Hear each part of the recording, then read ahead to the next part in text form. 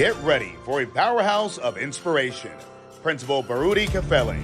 A highly regarded educator and a transformational leader, Principal Kafele has spent over 20 years in New Jersey's urban schools, making a lasting impact as both a master teacher and a turnaround principal. Under his leadership, the mighty Newark Tech transformed from a low-performing school to one of America's best, as recognized by U.S. News and World Report 3 times. A recipient of the prestigious Milken Educator Award, Principal Kafele is one of the most sought-after voices in school leadership and equity. He's delivered over 3,000 keynotes, workshops, and seminars across the nation, authored 13 books, including 7 ASCD bestsellers, and continues to empower leaders through his live-streamed AP and New Principals Academy. Please join us in welcoming the extraordinary Principal Baruti Kafele.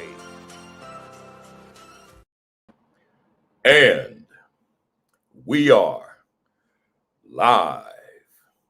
Good morning. Good morning. Good morning. Good morning. Welcome to week 286 consecutively of the AP and New Principals Academy. I should say welcome from sunny Los Angeles, but early in the morning. Let's see who we got here today. Let's see. We got Lolo 25, Mello 54. That's probably our guest Arlette.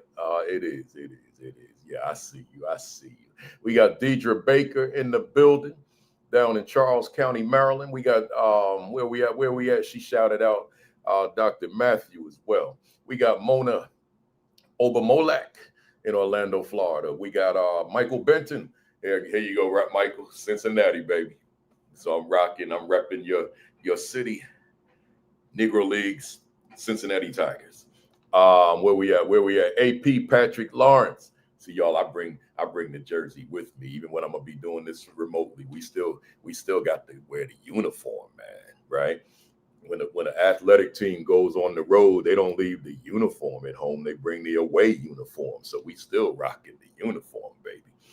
We got AP Patrick Lawrence in Connecticut. Yolanda McKinney is in Texas. We got Dr. Rachel Adoweket, the president of the Maryland Association of Elementary School Principals, in the building, among her other responsibilities, the books, everything.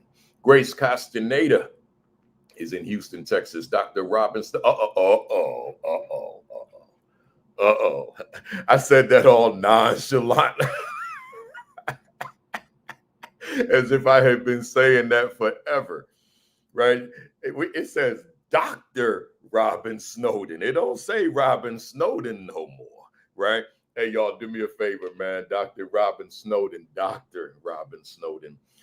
has been with us for a long time, and she got that doctorate last week. So that means she successfully defended that dissertation. And here's the thing, for those of you who weren't with us last week, she defended last Saturday, but she said, I'm gonna come on the platform, AP New Principals Academy, for a little while before I go. So instead of just saying, all right, I got to defend today, she was here. Man, y'all give her a congratulations, man. Dr. Robin Snowden. She said, Harambe.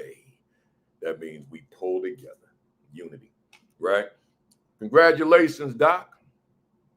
That's a big deal. Proud of you. We got, and she's out in Fresno, California, by the way. We in the same time zone right now. We got Kenny Vines Ministry. Good morning to you, sir. Nadira Coley is in the building. That's Newark, New Jersey. We got where we at? Rodney Richardson, Hampton, Virginia. Diane Roberts, Maryland. We got all these Maryland folks in the building today, boy. We got Nolene Martin in the building, North Texas. Diane Roberts, she said, hey, Dr. Sonia. We got Marsha Poe here in San Diego, out here in the West Coast in San Diego. We got TM. And by the way, if you missed the session with Marsha Poe, certainly you want to go back and check that out, right? That was a few weeks ago. And by the way, Dr. Robin Snowden, we haven't had you on here yet. I'll take care of that. We got to get you on. Oversight, it happens. So there's a lot of people out there saying, yeah, been oversight for like years, buddy. We're going to get you. Linda Warren, Maryland. Appreciate you being here. Lysandra Bracken, North Carolina. Tara Woodard, North Carolina. Stacy Joy, I'm right out here with you. Los Angeles, California. Where we at?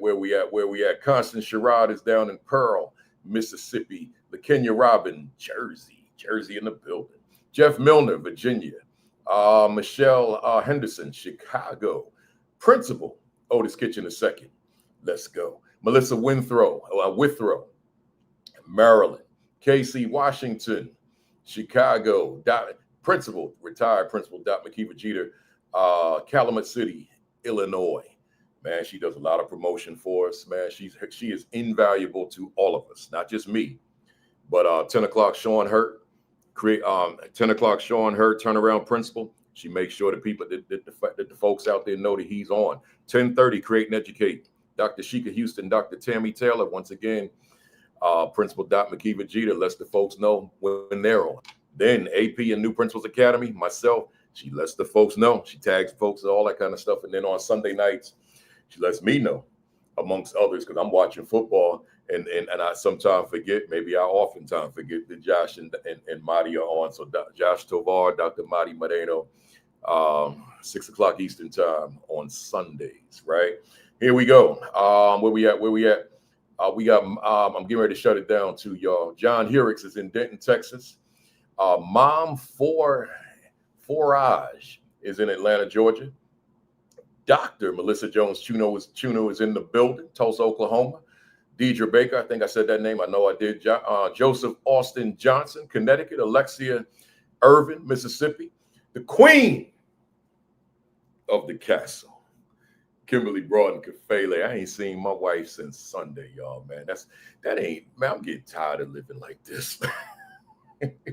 I love what I do, but oh my God. Right. So let me end it on that note with my wife. Why somebody come up? I ain't letting none of y'all come after my wife on this one. So we're gonna end it right there by me saying formally to everybody now, good morning. I'm not yelling that one, man. I'm in a hotel. People probably sleep. We in LA, so they sleep, man. Greetings. Welcome to week 286. 286 what? Consecutively. We haven't missed a Saturday in 286 weeks of the AP and New Principals Academy.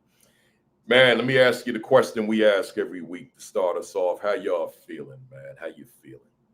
I'm feeling good. About a week ago, I came down with something allergy related, got better.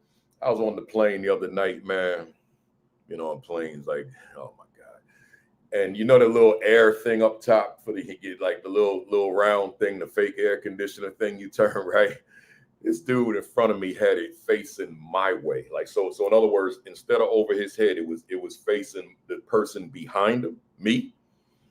And, I tried to fight it because he had the headphones on and I ain't feel like all that tapping him. He turned around and I got to calm him. You know how that works. Y'all know. So I said, let me fight through this, right? But then I said, nah, let me put my mask on. So I got one of my COVID masks out the bag, put it on, but the damage already had been done. By the time I landed, I was sick as a dog. I'm like, man, relapse? Right? So I'm just getting right again, man. I'm tired. That's all that air travel. Your immune system is already weak. Ain't eating right. Eating French fries for dinner. All that kind of stuff. I shouldn't even be telling y'all that, man. But that's the life, man. Late, ain't nothing open. Get some little nasty fries, and that's your meal. Some nights it's Lay's potato chips at the hotel. That's all is available, right? That's somebody out there. You want to live like this? All right, well, that's what it is. Somebody said, I'm vegan. You ain't gonna find no vegan shop at midnight. Nah, it ain't working like that. You're gonna have to roll up at McDonald's, right? So so you're gonna have to figure that part out. You might bring your little something in your bag, but I don't know how much you're gonna fit in there that's gonna stay fresh. But I'm just letting you know. I've been doing this now. I've been speaking for 39 years. I got stories, y'all. Let's go. Let's go. So how you feeling? I hope you're feeling good, y'all. I ain't even gonna say it. I hope you're feeling good. I ain't going there today. I ain't doing it. Somebody said you already in it and you know it. Now I ain't going there today. I hope y'all feeling good, man. I'm feeling good, man. I'm feeling good. The TV is off right here. I ain't turned the TV on today. I'm gonna stay in this good mood, right? All right, here we go. Shout outs real quick, man. Shout out to Prince William County Student Health and Wellness Department. I spoke to these folks on Monday, man. Man, we had a great day, man. Great day. Student Health and Wellness team, man. You know, that's the folks that doing the heavy lifting, right? And with young people who bring certain challenges with them to school every day. And I had a chance to just be in that auditorium with all of them, man, the whole district in Virginia. So shout out to Prince William County schools, and in this case, the Student Health and Wellness Department. They call themselves SHAW, right? SHAW is the acronym. Shout out to Anchorage School District in Anchorage, Alaska. Had an opportunity to go back to Alaska. I hadn't been there in a few years, and just spend my time with leaders, man. Principals, assistant principals, district office leaders. Shout out to the whole district. We had the whole district in there, man. And for 2 days, APs one day, principals another day, something like that. And just had a great time, man, sharing what little I know about school leadership, right? And then also I got to go to a school and spend some time, Fairview Elementary, under the leadership of Mark Dawson. Good principal. Just shout out to him if you're on here. Dawson, Principal Dawson, had a great time hanging out with you in your school last, whatever day it was, Thursday, I guess it was. And finally, shout out to the California Association of School Counselors. Had an opportunity to be the closing keynoter for their conference. I think it was a 3-day conference, and just counselors from all over the state of California, bringing them a little something. And had a good time, man. Had a good time with the folks. So shout out to them, a California Association of School Counselors. I'm going to put the mic down for about a week and a half, though, because I'm on my way to Jamaica, y'all. I'm going to be 65 on Wednesday. That's a big one, right? They say, you that old? Yeah, man. I look good, don't I? Yeah, I'll be 65 on Wednesday, man. So next Saturday, I'm going solo. It's supposed to be Dr. J Saturday, but I called him. I said, look, man, it's my birthday week. I'm going solo. So we're gonna go solo from Montego Bay, Jamaica, next Saturday. Somebody probably said, you probably take off for your birthday. Come on, man. I've been doing this live for my birthday for the past 5 years, right? So we don't take days off. No days off, baby. Too much important work to be done and discussed. Where we at? Ooh, I'm not gonna go get my bag. I'm glad for the technology. I can do it like this here, y'all. If you don't, let's put it on the other side. Bam. If you don't have your copy yet, get your copy. What is my value instructionally to the teachers I supervise? Let me tell you something. When I was in Anchorage, they had just copy after copy sitting on that table. I walked in there, I saw them books, but it wasn't just that book. It was all my leadership books were in there, right? I'm like, woo, what a blessing, man. 9 hours away from East Orange, New Jersey, and there's my books just scattered. So they giving them away. Then they ran out. So I thought some people weren't going to have them. Somebody walked in there with a whole new stack. I'm like, man, God is good. God is great. Right? The kid from East Orange just putting his thoughts in the book and people reading it.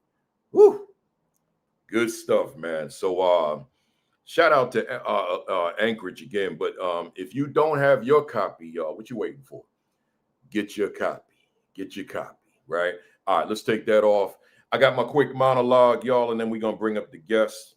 I'm going to keep my monologue short, too. I say that every week, don't I? Remember that week I did it for 36 minutes, and I said I was going to keep it short. We're going to keep this short, though. It's called, Let's Talk About Your Weekly Leadership Plan.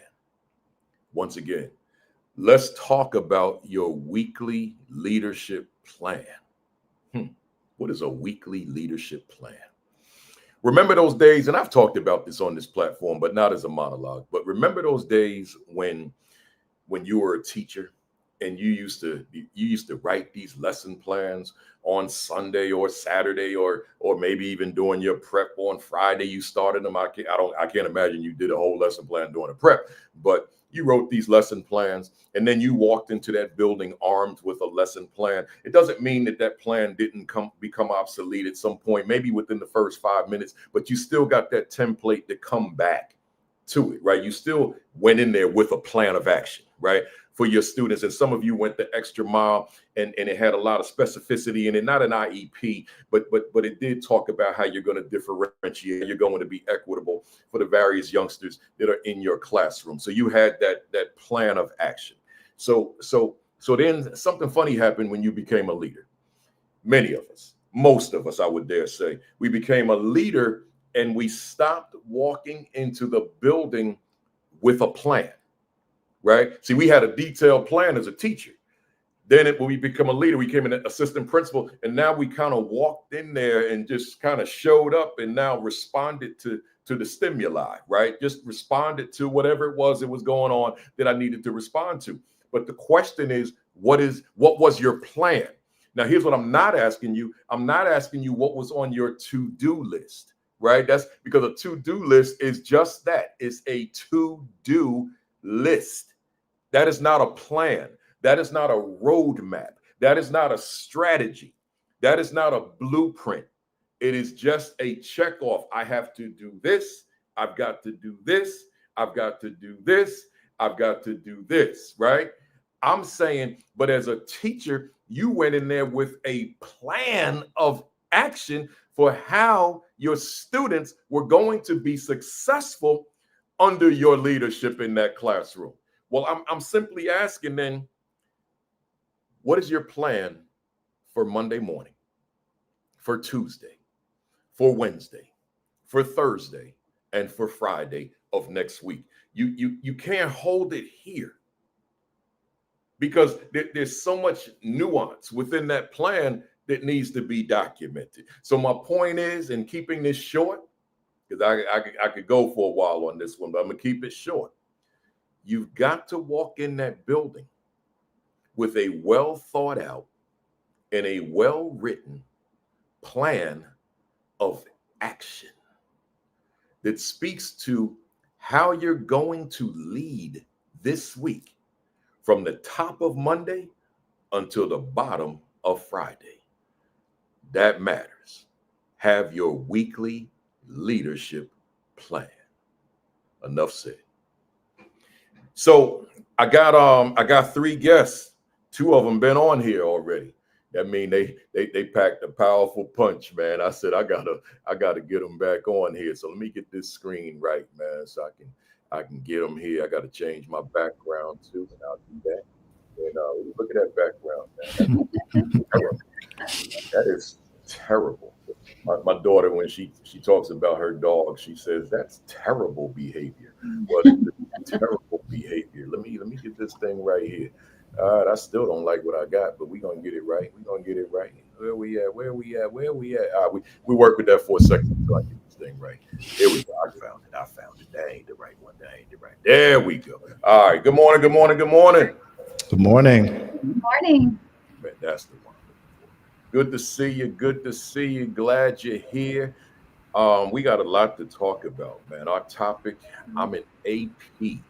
And I'm not talking about the 3 of you, and you know that, Arla, right? I'm talking about the fam out there. A lot of our fam are APs, but a lot of our other fam are in other capacities, right? So I'm saying I'm an AP. My role is vital to the success of my school. So in saying that, first and foremost, yes, for the AP, that role is vital. But I'm also saying, hey, principal, don't look at that title and say, oh, this is not relevant for me today. No, because if an AP is not functioning as an AP in the truest sense of the title, assistant principal, it's probably because of the principal, right? Because as AP, I can only go but so far relative to what my principal expects of me. So the principal is on here right now. Don't you leave. This was designed for you, with the AP just kind of taking it in, right? But hey, superintendent, don't you leave. Because if that AP is being misutilized in your district, that's under your watch, right? So anybody in leadership, I need you here. But aspiring folks, you know you need to be here. Teacher, you always need to know what's happening with leadership because it impacts you. So we're talking about everybody. I can throw parents in there as well. So once again, good morning to each of you. Let me read your bios real quick. We got Arlette Johnson. Arlette Mello Johnson was born and raised in, I always mess up my pronunciation, but I'm gonna try it again. Sao Paulo. That's the English. Brazil.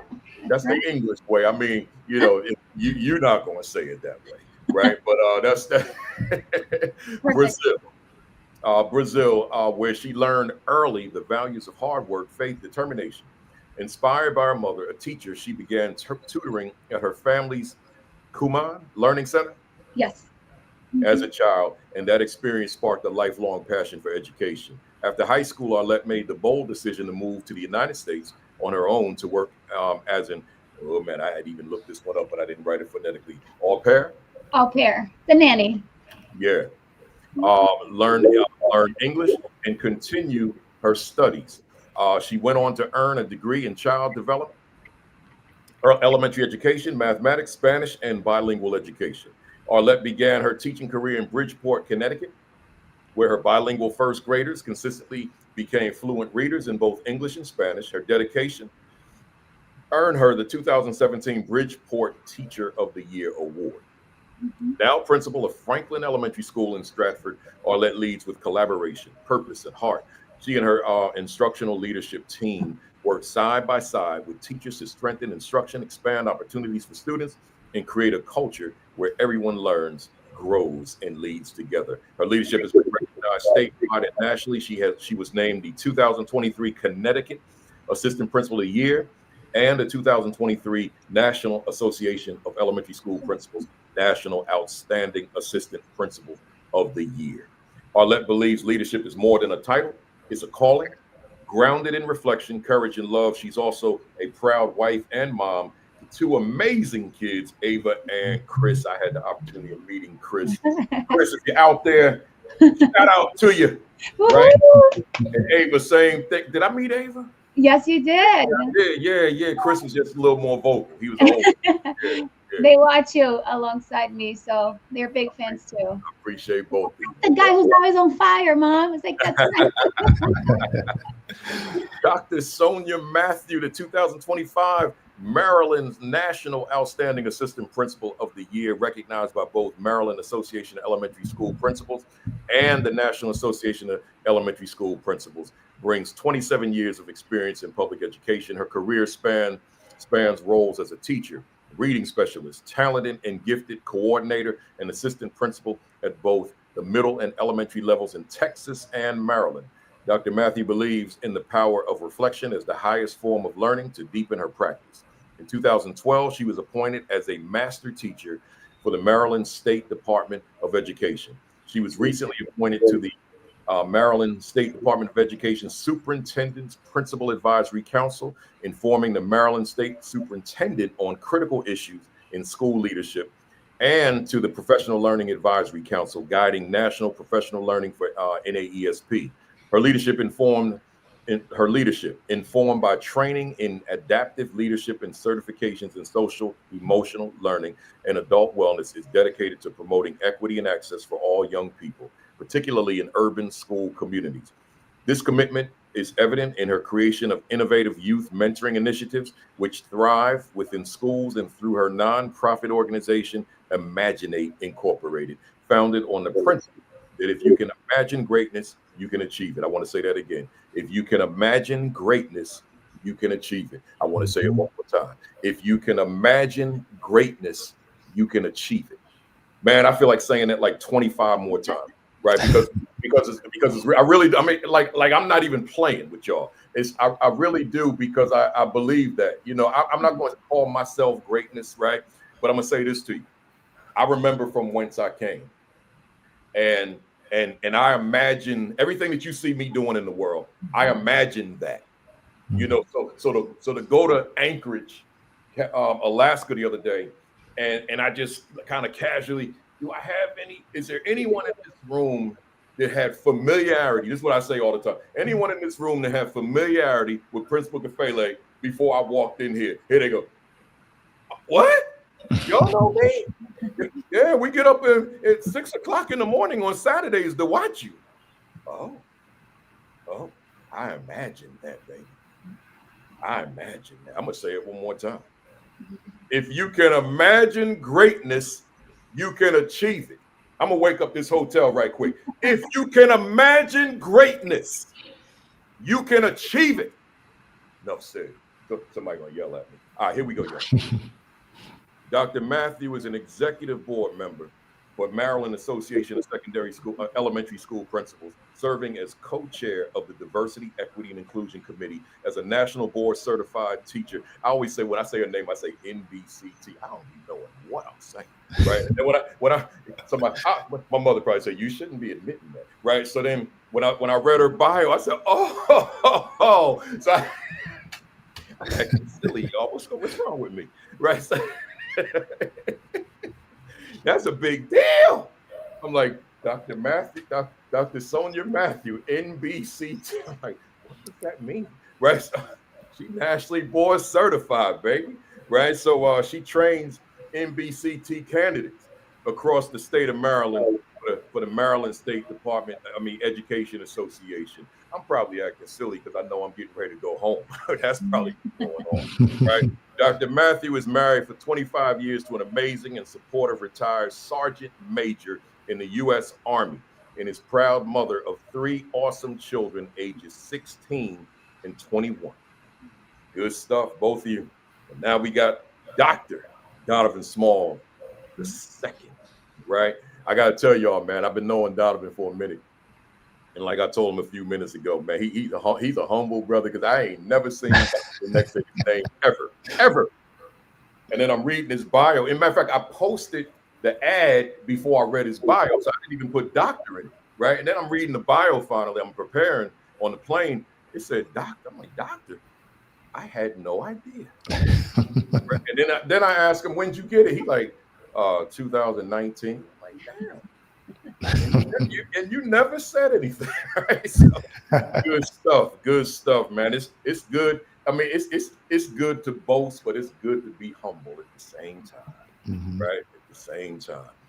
Dr. Donovan Smalls II is a visionary and results-driven school leader with 13 years of teaching and leadership experience dedicated to building schools where every student thrives. Now in his 4th year as an assistant principal, he has led transformative instructional initiatives, strengthened school culture, developed teachers into empowered, high-performing teams that deliver equitable, high-impact learning.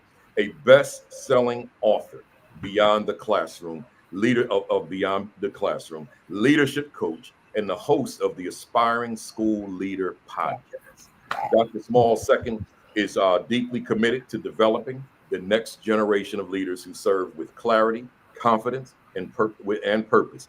He also serves on the executive board as executive board member and chairperson of administration for the New Jersey affiliate of the National Alliance of Black School Educators, advancing equity and excellence across the educational landscape. When I read that, obviously I didn't know you were there, and you guys, I shouldn't even, I'm saying this publicly as if you and I were having a private conversation. You all had a Zoom meeting the other day, and I forgot all about it because I was supposed to be on, because Michael Rush told me to be on there, but I'll be on the next one. Dr. Smalls has earned a Doctor of Education degree in educational leadership and management from Drexel University, a Master of Science in Sports Management from Virginia State University, a Bachelor of Science in Health and Exercise Science teaching from the College of New Jersey. He also holds a Business Management Essentials Certificate from Cornell University. Jersey is in the building. Let's go, y'all. Let's go. We good on time, man. Let's go. Arlette, let me holler at you.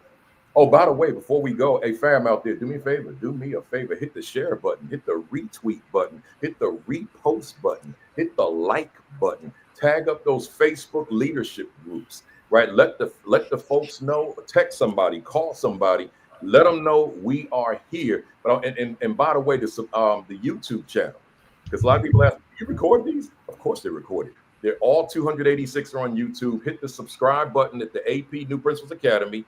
Uh, 1,500 subscribers right now. So that's a whole lot of people, more people that can fit in Madison Square Garden.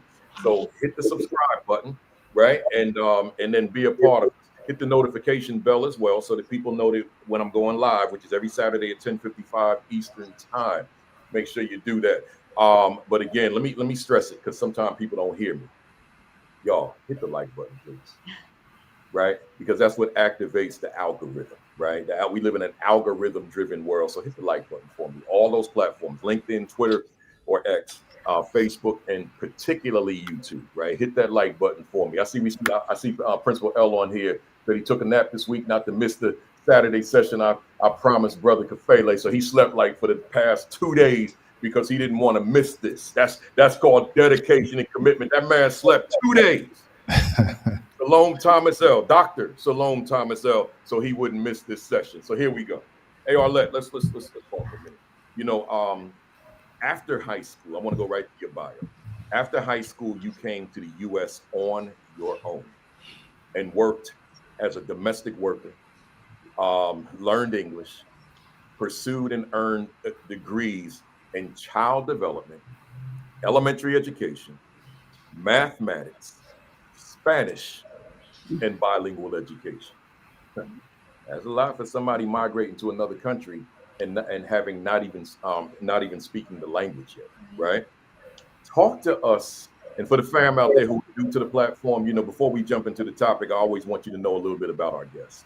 Um, talk to us about the drive, the determination, the commitment to leave one's home country, in your case of Brazil, to come to the US, to learn English, and then earn degrees again in child development, elementary education, mathematics, Spanish, and bilingual education. Talk to us about the drive. Well, first of all, I just really want to thank you, Principal Caffelli, for the invitation once again. This platform is it's very special to me. You have created a beautiful culture, and I just wanted to start by saying thank you to you from the bottom of my heart for this opportunity. You know, I'm really here to contribute with a few things that I've learned along the way. But really, you have inspired me in so many ways, and that's why I'm here. But you know, talking back about just reflecting back on my path, I was raised by really caring and dedicated parents. And my mom, she was a teacher. She worked 3 jobs, and she was an elementary teacher in the morning. In the afternoon, she ran her Kumon methods, and in the evening, she taught mathematics in the engineering program. So when she got home at 11 at night, if the homework was not done, we're going to be getting our work done together. And I think I've learned those values from a very young age. I've always wanted to travel to the States and learn a different language. So I came with a backpack full of dreams, and I've just seen opportunities. I think there's so many opportunities in the world, right? And I think, you know, appreciating what's right there and embracing the opportunities, I think it's really key. Dr. Matthew talked about, you know, the greatness. You know, there are no limits to our greatness, and I think when there's a will, there's a way. I've always been fascinating with education and how kids learn. Learning is fascinating to me. There's so many ways to learn, and that always drove me, you know, to keep going. And my mom, that's my leadership movement every morning on my way to work. I'm calling mom, you know, she said, it's going to be great. It's going to be a beautiful day. You're so lucky to walk through that school and impact the lives of hundreds of kids. And I feel truly blessed to work with an incredible team who care deeply about the kids. So I think that's what drives me, you know, the love. I believe that we are energy. So continue to radiate good energy. And, you know, and I believe I'm a lifelong learner. I'm very curious. And that's why I continue to seek. And just being here with Dr. Smalls and Dr. Matthews really inspires me to also pursue the doctoral education. So I think seeing possibilities in getting, in learning from each other, I think that's what drives me. I love I love it. And I took a note. I wrote a quick note on something you said, and I see that this person, Inspiring Greater, wrote the same note. A backpack full of dreams. I'm not going to monopolize this, y'all. I got guests today, but I got to say this, y'all. Somebody out there watching right now, I'm just asking you the question. Are you able to bring with you to your whatever you do, whether it be leadership, teacher, whatever it is, are you able to bring with you a backpack full of dreams? Because although you've arrived at that position, now there's these greater things that you got to do as it relates to young people, as it relates to your staff. Are you able to put that backpack on, or your briefcase, or your computer bag? And in my case, it would be a computer bag, but it's packed full of dreams. Woo! Oh my God, I might make that a topic. And now our kids enter the school with their backpacks filled with dreams too. So it's very important to elevate their voice. And that's why we're here, right? To contribute and continue to learn from one another, to elevate dreams. I love it. That's gonna be my monologue next Saturday. That's it. That's backpack full of dreams. Thank you for that. On my birthday, that's my monologue. Let me stay with you for a minute, Marlette, Principal Johnson. You were the Bridgeport, Connecticut Teacher of the Year in 2017. I got a question for you in terms of when you walk into a classroom in your administrative role as principal, but I could ask you the same when you were assistant principal.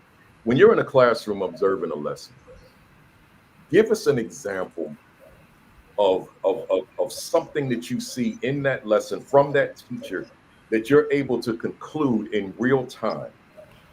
This is a phenomenal teacher. What is it that you see that you can make that conclusion? I think there's so much, right? Because, and I have so many examples.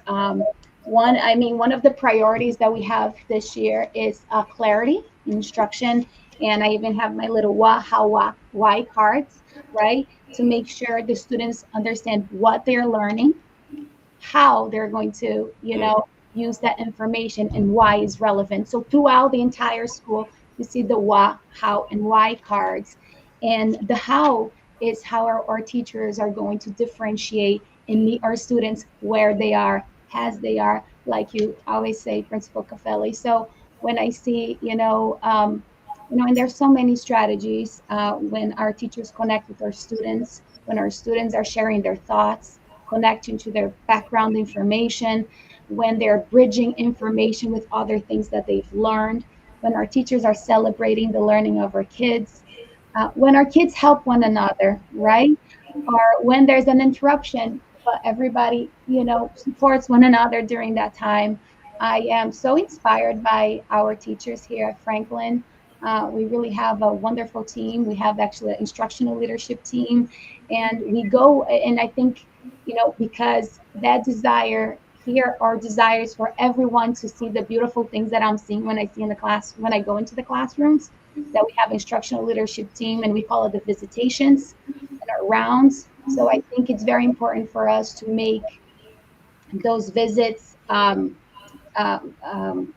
available for everybody, so everybody can see all the great things that are happening and celebrate, and also analyze the challenges too, right? Because then we can continue to improve. Yep. I just love to see the joy of learning. I think if I had to pick one, one word would be, seeing our kids really appreciate, because learning is a gift, right? I tell our kids every day during the morning message, learning is a gift. Make the most of your learning opportunities, because we're here together, and we're going to learn together. Always learning, growing, and leading together is our motto here. I'm gonna put something in the atmosphere for you before I go to Dr. Matthew, Principal Johnson. Your next two books, your first two books. The first one is Backpack Full of Dreams. But then your follow-up book, Learning is a Gift. Oh, wow. Those are your two books. Now I'm just putting it in. cry here. I love it. You figure out what to do with that. Yeah. But you know there's a lot of content in there, Yeah. right? But the one that I'm using right now is this one. Oh man. Oh man. I appreciate you. Now I should have brought mine. I know, right? Yeah. Actually, my goal setting meeting with Dr. Diorio, shout out to my beautiful assistant superintendent during our goal setting meeting. Guess what we were talking about? So thank you, Principal Cafelli. So helped out a lot with my goal setting meeting.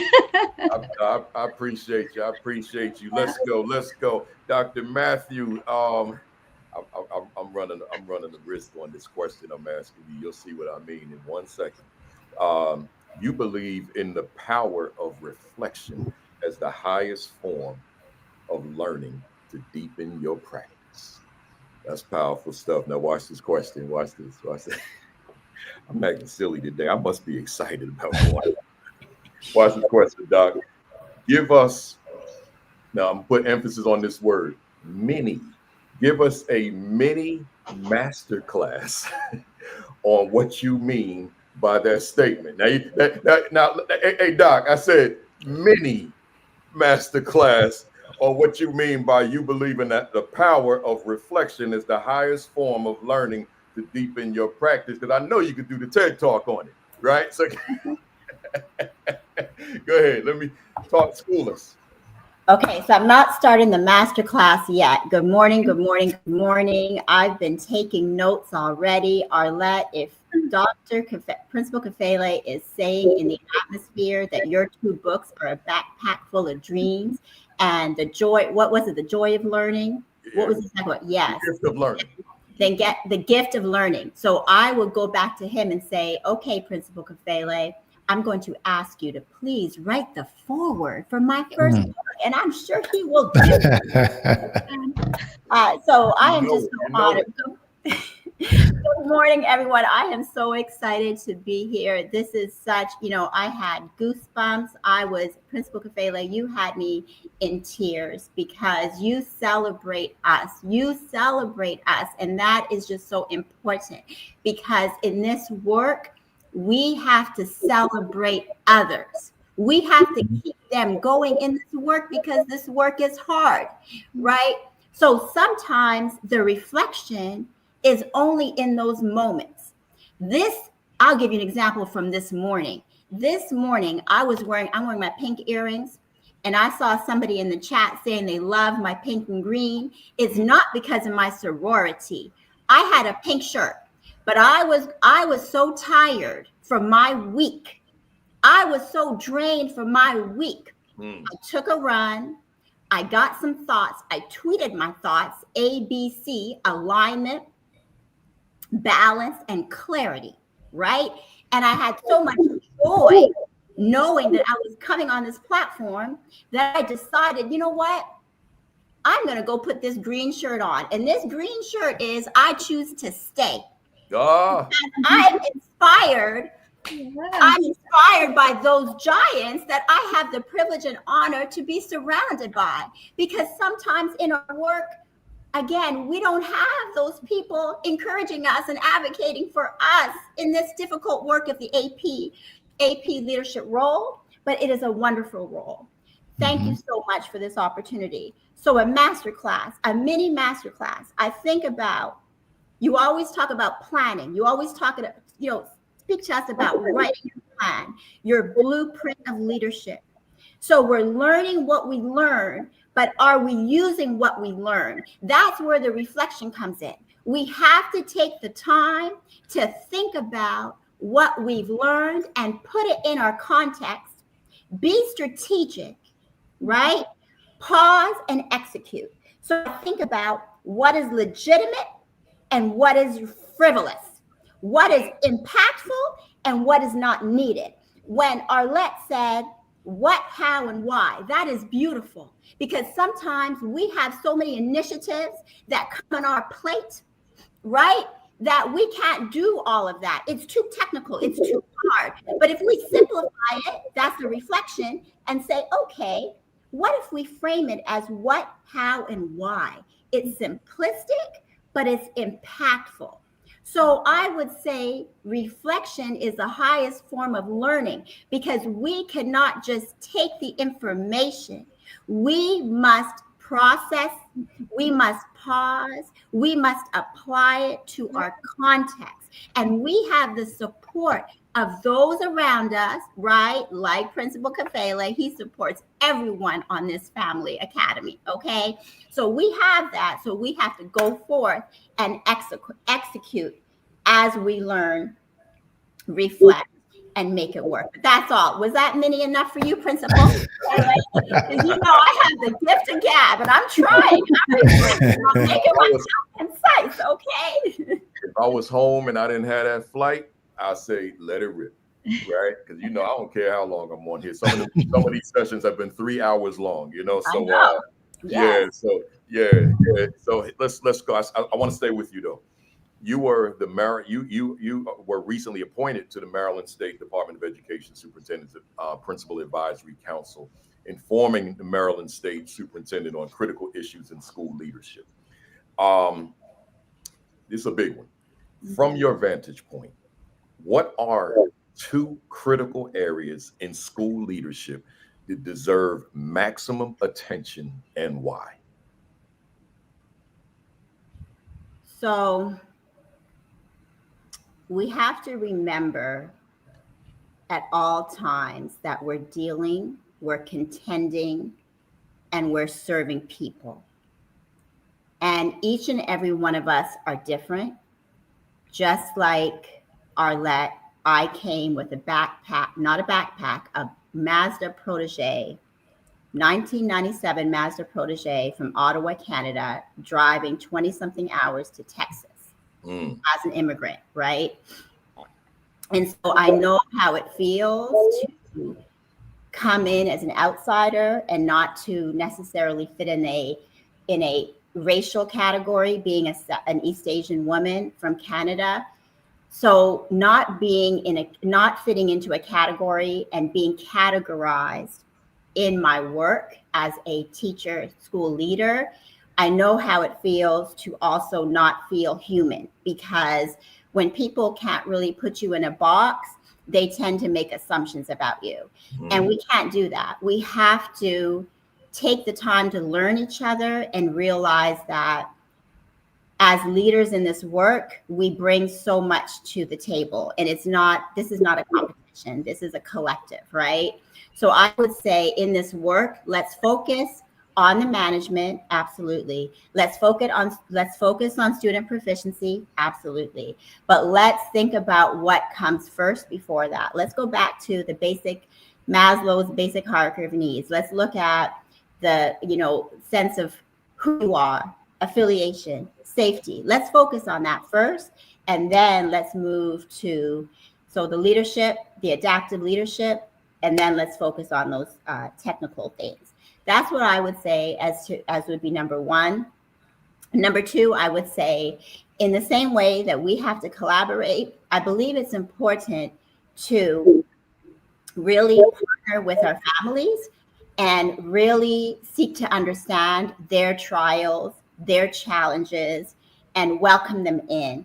As 27 years in this profession, I have yet to really see that embraced holistically. I see it as we're doing family partnerships, but I also sense that we're not necessarily transformational in that process. We're more transactional. We're more just kind of checking the boxes, but thinking about it holistically. And now we have seen a kind of a resurfacing in the school model that is not a new model, right? It started with Dr. James Comer way back. But we're seeing so much of those community schools and so much money that's going into it. Perhaps if we change our thinking, and leaders have the power to really, cultivate that thinking. So they have that leverage as leaders, right? To multiply that type of thought process in or that philosophy on how we see our families and our communities. And I will say Principal L does a great job of that. So if you're ever, he wrote this book, I just happen to have it, I promise you, Meet Their Needs and They Will Succeed. He speaks so much about that love and care. It's right there. So there's so much out there for us to learn and not necessarily just kind of give in to what the status quo is. We have to set ourselves apart as leaders. I appreciate that. That's powerful stuff, and that's probably for a future interview to talk about some of those critical issues as well. So we'll look at that. Hey, Dr. Smalls, let's jump into it. There's a statement in your bio that really caught my attention in a mighty way. You said it says now in his 4th year as an assistant principal, he's led transformative instructional initiatives, strengthen school culture, and develop teachers into empowered, high-performing teams that deliver equitable, high-impact learning. When I read that, it took me back to the origins of this platform. When during the pandemic and everybody was home, and I had the audacity to create something for APs. My nickname to this day is the DJ D Nice of the assistant principals, because at that time, the numbers were off the charts, right? Everybody was home, and I see leaders all the time, and they're like, you got me through the pandemic. I hear that all the time. You got me through it, right? So with that said, that statement, it just epitomizes why this platform still exists to this day, 6 years later. How are you, as an AP, how are you able to be the AP that's described in that sentence, for as opposed to being that full-time disciplinarian? What allows you to be who you are? First and foremost, Principal Kafele, I just have to thank you for inviting me on this platform. Oh, yeah. I found you on social media, on YouTube during the pandemic, and I've been a part of the fam ever since. I appreciate so thank you. Thank Yeah, you. appreciate you. So one of the ways I'm able to be transformative in my leadership, I think it's by first honoring the mentors and the people that came before me and who took me under their wing, right? I think that played a critical role in who I am as a leader now. And so when it comes to my current principal, Ms. Leonard B. Hill, when it comes to my former principal, Ms. Althea Bossard, right? A co-VP, Terrell Ruddy.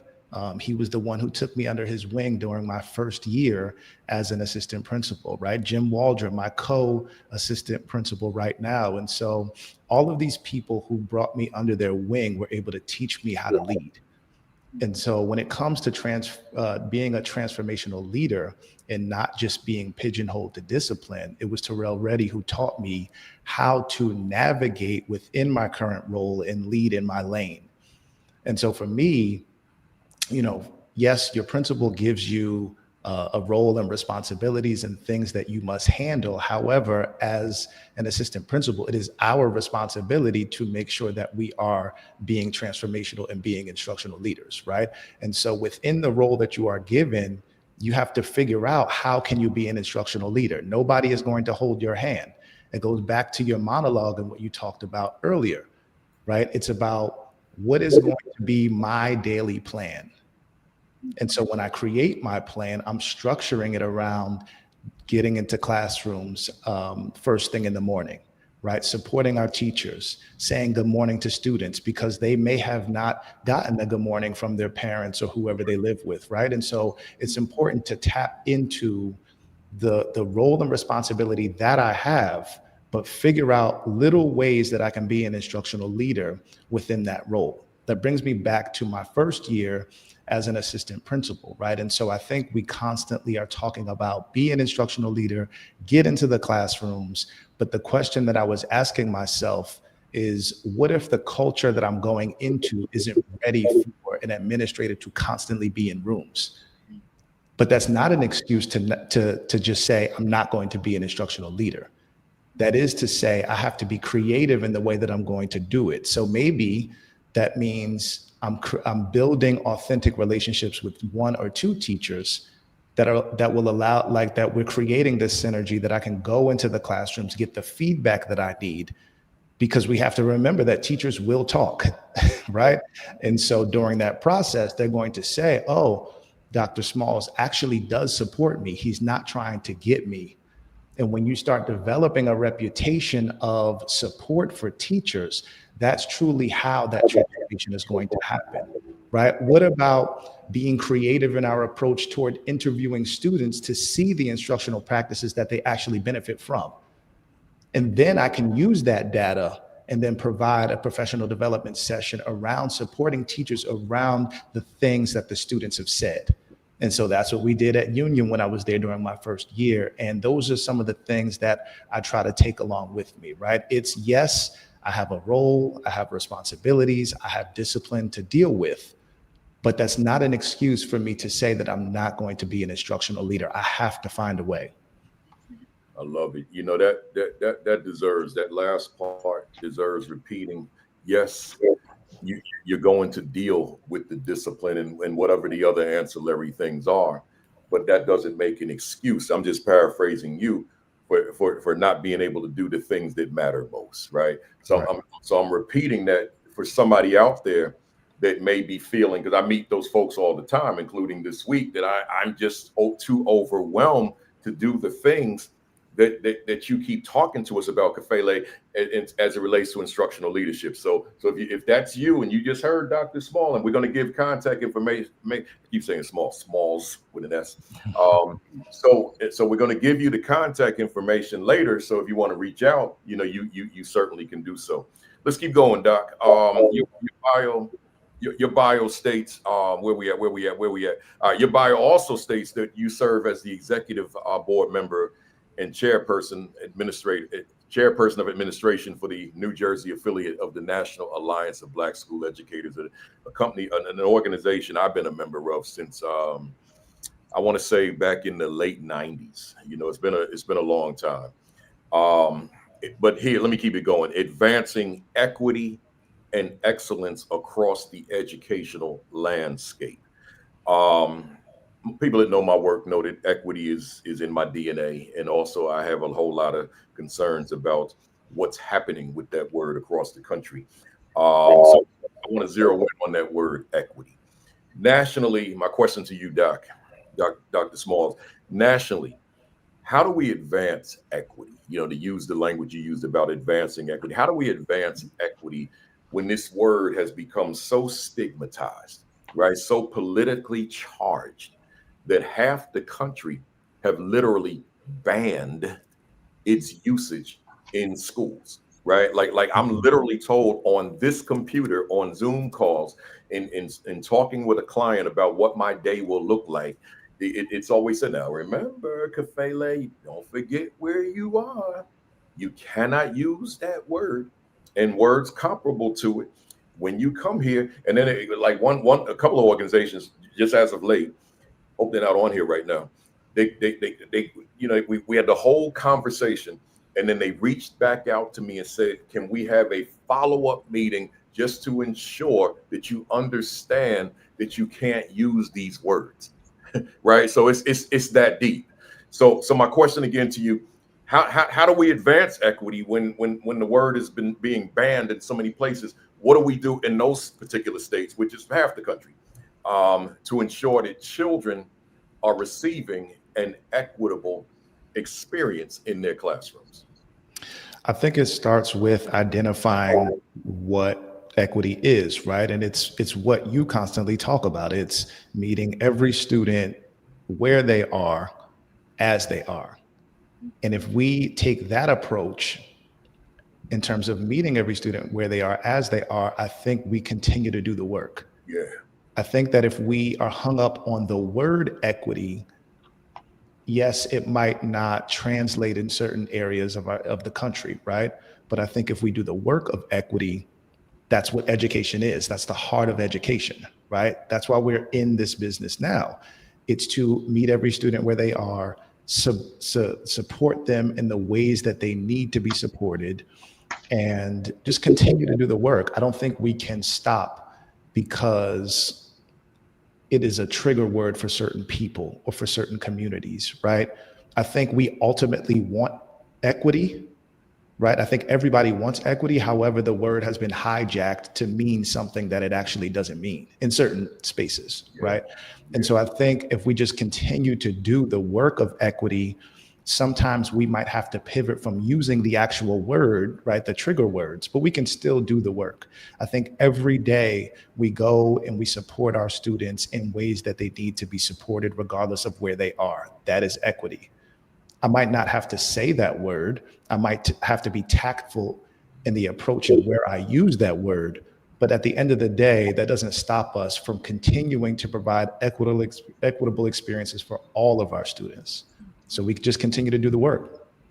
I love it, and I did this because you're spot on. I can do a whole 6, 7, 8 hour equity presentation and not utter that word one time, right? Because it's the work, as you say. We don't have to use the word, right? But there's no one that's going to dispute that meeting children where they are as they are is problematic, right? So I just won't say it.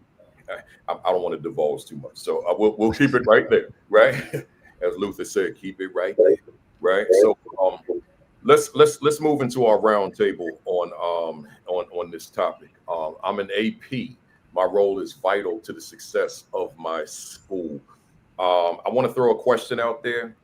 You whomever wants to jump in here, jump in. I got 4, and it'd be good if I can hear from all 3 of you on each of these. Take your time and on how you answer. And on your first one, I'm going to take a slight break, so I will be right back. Right, but anyway, and I know my mother is laughing right now as I said that, but that's a private joke, right? So that you were probably all figured out already. So anyway, beyond discipline, cafeteria duty, bus duty. In what area do you see the AP being vital, or areas, I should say, being vital to the success of a school, right? Anybody jump on in here. My volume would be up. I'm gonna hear you. I just gotta take a quick break. Where we at? Floor is anybody's. I can jump in. So absolutely, instructional leadership is the key and the focus of how we lead. And it doesn't necessarily have to be a formal role that we play. So our visibility, our interactions with our teachers, our support of our teachers, and being very aware of where our students are. So back to your point, Donovan, knowing, Dr. Smalls, knowing where our students are instructionally, and that can only happen through those relationships and those mini conversations, right? So when we know these areas that our students are in need, we are then able to be strategic in our little micro steps that we take every day in our leadership. So even when we are doing cafeteria duty, are we interacting with those students purposefully? If they're coming to our office and they're in trouble, do we know them well that we can actually put a book in front of them and they're reading at their instructional level, and we're encouraging them, we're celebrating their little wins, because that is also very strategic. So I love what you said, Donovan. I'm sorry, I keep saying your first name. It's fine. Because we know each other, right? Right. But even what you said about we have to find a way. So our work is one that's very ambiguous and it's very demanding, and everything can shift, right? We know this. So we have our to-do list. It doesn't get done. It continues to grow because things happen. Emergencies happen. So when we are intentional and we take those moments and we use them for maximum impact, that is where even the instructional leadership is able to happen. And that's how we find a way as assistant principals. Love it. Anybody want to jump in? I'll jump in. I totally agree. I think it's very important for us to be strategic in the systems that we are using and communicating accordingly with our students, with our parents, and our staff, right? So we have a lot of systems, in place here at Franklin. So for example, our schedule, right? The first thing in the morning, we start, we have our morning meeting, we have a restorative circle, we have time to journal. So we separate 5 minutes of the day for students to journal. So if you're seeing trends in behaviors throughout the school, my morning message certainly will have that. Hello, boys and girls. What are you doing to make the world a better place today? I am noticing that, and I share some of the trends that I'm seeing, right? So when I visit classrooms and I pay attention to the trends that we are seeing, and also collaborating with the teachers, I think that's really important instead of being reactive. So really looking at our systems, what we're doing, collaborating with the staff. And I really, like behavior is something that challenging behaviors is really an opportunity to grow for our students. And I always tell our kids, all feelings are welcome. We are human, right? You can feel angry, you can feel mad. All of those feelings are valid, and we have to give ourselves permission to feel, but not all behaviors are welcome. And kids really understand that. It's very clear for them. Feelings are welcome, certain behaviors are not welcome. And if some of those behaviors happen, this is what's going to happen. And it's very important for students to understand that there's a code of conduct in our school, right? And we have to, and I always ask the kids, do you want to be in a school that students are kind or unkind? They always say kind. So you are a part of this community, right? So we have to work together. And I'm trying to be more creative now in regards to the consequence piece. For example, if this, I had we have a new cell phone policy, right? Students not supposed to be using cell phone during the school, which is wonderful. So I had a student who, accidentally had the phone out. So I said, we talked about it. She was great. It's like, can you help me during the next school assembly? And you're going to help me and teach about this policy? I said, absolutely. So I'm trying to turn every error into an opportunity. And same with, we are seeing trends in behavior. So I think we have to do a meeting now with your family, the teacher. I'm going to invite the social worker. And guess who's going to lead the meeting? You are going to lead this meeting, and we're going to talk about what we're seeing. And it's very restorative, right? What happened? What are we going to do? How that made you feel, or maybe how that made your friends feel. And most importantly, what are we going to do next to make it better for you, for me, and for our beautiful community? And we always finish, it doesn't matter what behavior it is, we finish with affirmations. I am special, I'm one of a kind, I am beautiful, I'm not afraid of challenges, I treat others with respect, I'm loved. So it's very important always to tell students, it's not you, it's the behavior. We're going to work together, and we learned from this. We're better now because of the behavior. So behaviors are really great opportunities for growth for our kids, and schools are safe places to learn. It's very important for our families to understand that we are a partner. And I always tell our kids, and do you think Mrs. Johnson's telling you this because I love you? Or because if I didn't care, I wouldn't bring you here, right? If I didn't care about you, we would not even pay attention to this. I care deeply about you. You're an amazing child. And I think now, and I said, now that you know, you become the teacher. So it's very important for our kids to know that, right? And that's the greatest part about learning. It's just flipping. We have to be creative. We have to flip that, and give our kids leadership and voice. So that's my thinking there. Yeah, and I love what Principal Johnson and Dr. Matthews said. I think again, I'm really big on thinking outside of the box, right? Not limiting ourselves to particular roles and responsibilities. So even with bus duty or cafeteria duty, I can still have an instructional conversations with teachers and students. So I'm not limiting instructional leadership to one aspect, which is extremely important getting into classrooms, right? We should be doing that. We need to do that. However, it reminds me of the doctoral program when you're doing your research and they talk about triangulating the data, right? You need multiple data points in order to prove the validity and reliability of the study. So if I'm looking at my instructional leadership only from the lens of getting into a classroom, I might be missing the mark. I still need to figure out ways that I can have an instructional conversation with my teachers when they have lunch duty. We can still talk about the instructional practices or an assignment or a lesson that they have conducted while we are circulating the cafeteria, and I can still be providing them with effective feedback, right? It happens all the time. And so I think, again, not limiting ourselves to the responsibilities that we have, but going beyond that. What can I do in my current circumstance to still be an instructional leader, even if I'm outside of the classroom? And then I think about how, as an assistant principal, right, I'm thinking about sports, right? I have a sports background, I have coaching background, and the primary responsibility, I think, or one of, as an assistant principal, is to be an extension of your principal, right? I was a point guard. You are an extension of your coach, which means that your principal is only one person and can't be everywhere all the time. And so if you're an extension of your principal, that means that you are still doing the work of your principal by visiting classrooms, checking in on teachers, doing the things within your lane, but that align with the vision, the mission, and the core values of your principal. So again, we're not making excuses. We're seeing ourselves as an extension of our principal.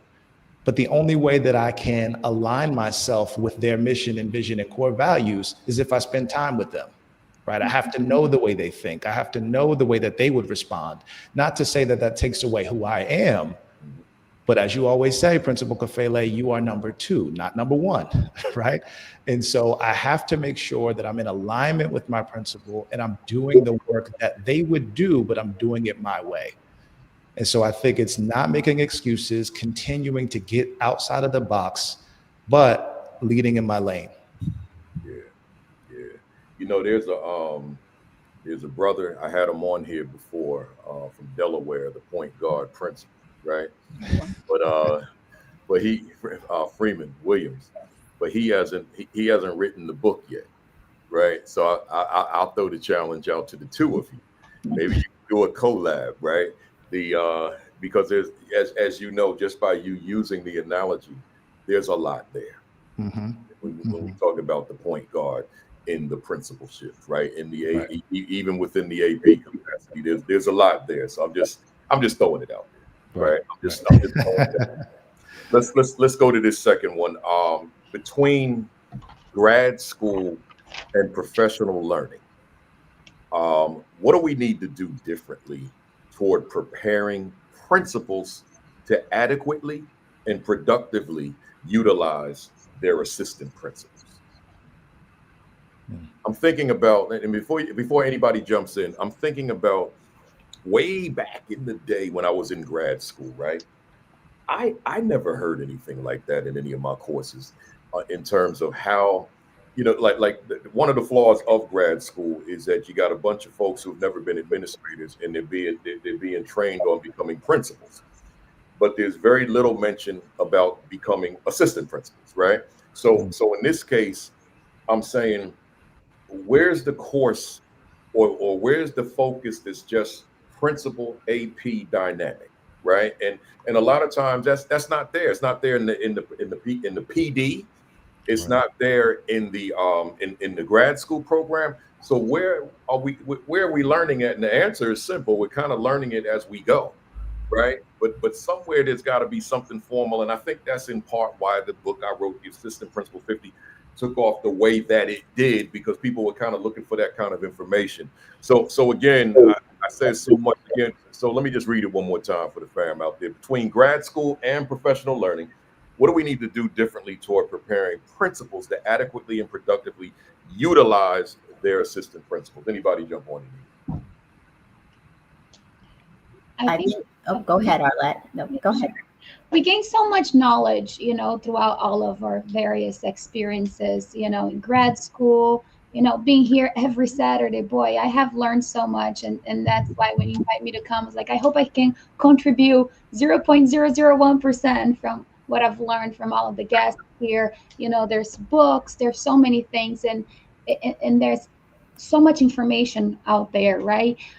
Sometimes it's just connecting the dots, right? Understanding your priorities, the school mission and vision, right? And sticking to those and making a reality. I had a phenomenal principal, Mr. Eric, I was going to say Caffelli, Conrad.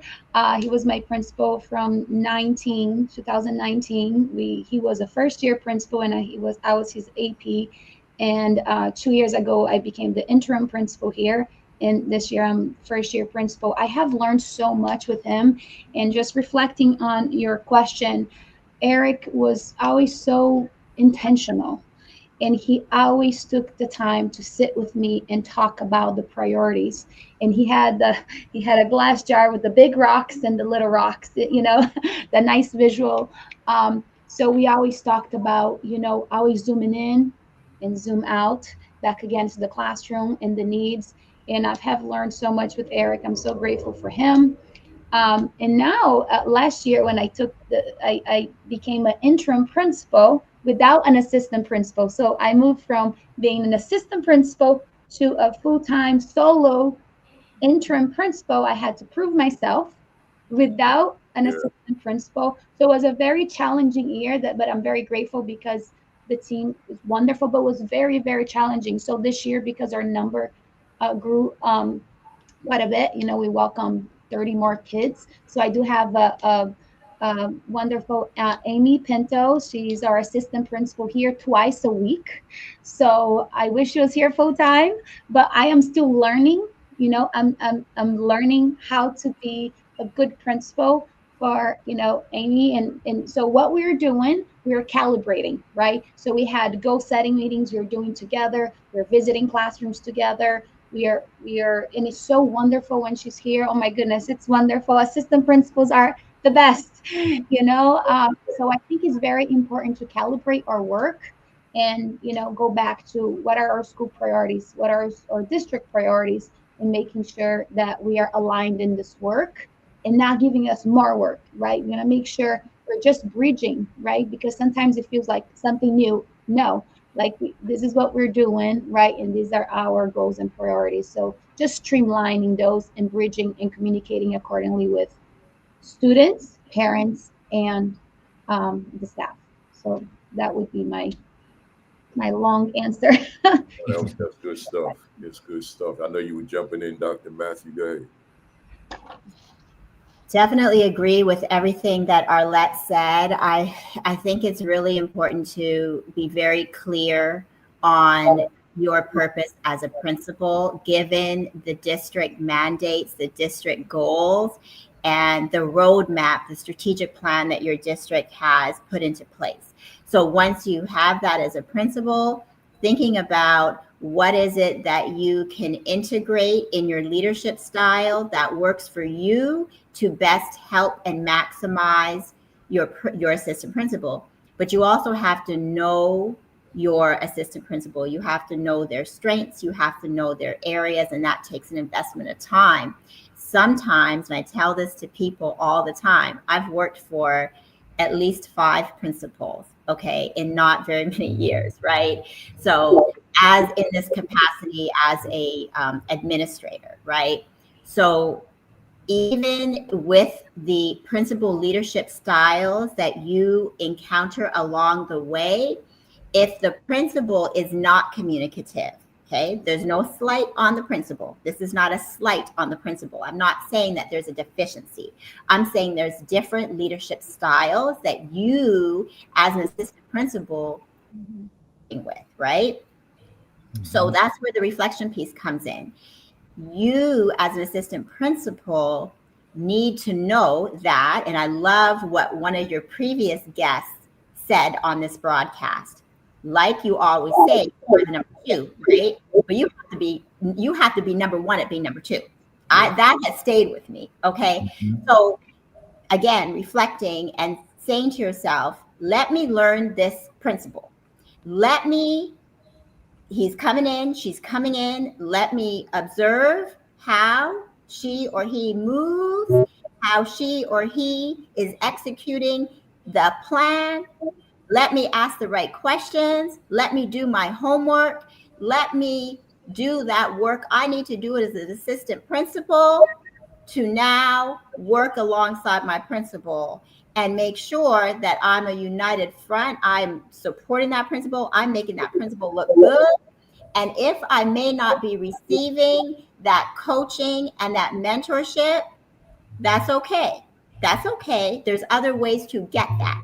As a principal, the question I believe was, what do the principals need to do? We know that the principal needs to coach us, right? We know we need that. We need that development. We need that learning. We may not always get it, and that's why these types of platforms are critical, because there's other ways you can read, you can ask the right questions to learn what you need to do as an assistant principal. But as far as what we need the coaching, we need the differentiated coaching, and we need the prioritized of the work. Because if we silo the roles, if we say you're doing buses, discipline, et cetera, lunch duty, if that's all we do and our mind is wired to be very one-dimensional, we're not doing those things like integrating that Dr. Smalls and Arlette and I spoke about. We're not maximizing those moments because we're not thinking of it that way. So it's important to, I would say, take that personal accountability as an assistant principal, get the learning that you need, and just, reflect on it often. That's what I would say. Love it. Yeah, and I think principals have a very dynamic role, right? It's not just that you're leading a building. I think principals also are responsible for coaching and mentoring their APs, right? So there's another dynamic here. And I think it goes back to what Principal Johnson said. It's those calibration sessions. Like, yes, we might have calibration sessions around how to increase student achievement. How do we support teachers? But within the calibration session should also be, assistant principal, what are your goals? What is it that you want to do? Do you want to advance to the principalship? Like, what is it that you need to work on so that I can support you in that? And it's not just about my leadership, my vision, this is my school, but it's also about building up another generation of leaders who can kind of replicate the work that I've been doing as the principal. I think a sign of a great leader is an ability to build other leaders. So if you're building other leaders to either take your place, which is an amazing succession plan, which we should be doing, or if you're building APs to then go out and do the work that you have been doing, it's ultimately a reflection on your leadership as a principal, right? And so I think principals have to consider the fact that if you're not building other leaders, are you maximizing your leadership? If you're just focused on running and leading an effective building, are you actually maximizing your APs? And that goes to coaching and mentorship, as you talked about, Principal Kafele. It's about, are you mentoring other people? Are you pulling people into experiences, right? And so I think that there are two ways that you can coach and mentor people. You could either be passive or you can be proactive. Passive meaning you can tell your APs, hey, call me when you need me. Let me know when you need me, right? I'm here to support you. But a proactive principal is actually pulling you into experiences, especially if they know that you want to sit in the principal seat. Here are the things that you're not going to get in the AP role that you must be ready for when you get into the principal seat. Because I'm a firm believer that those are two different seats. And I might think that I can sit in the principal seat. I might think that I know what that is, but I actually don't know until I sit in that seat. So if the principal is not pulling you into those experiences, you'll never know. And then when it's time to advance or move on, at some point, there might be a deficiency in your leadership.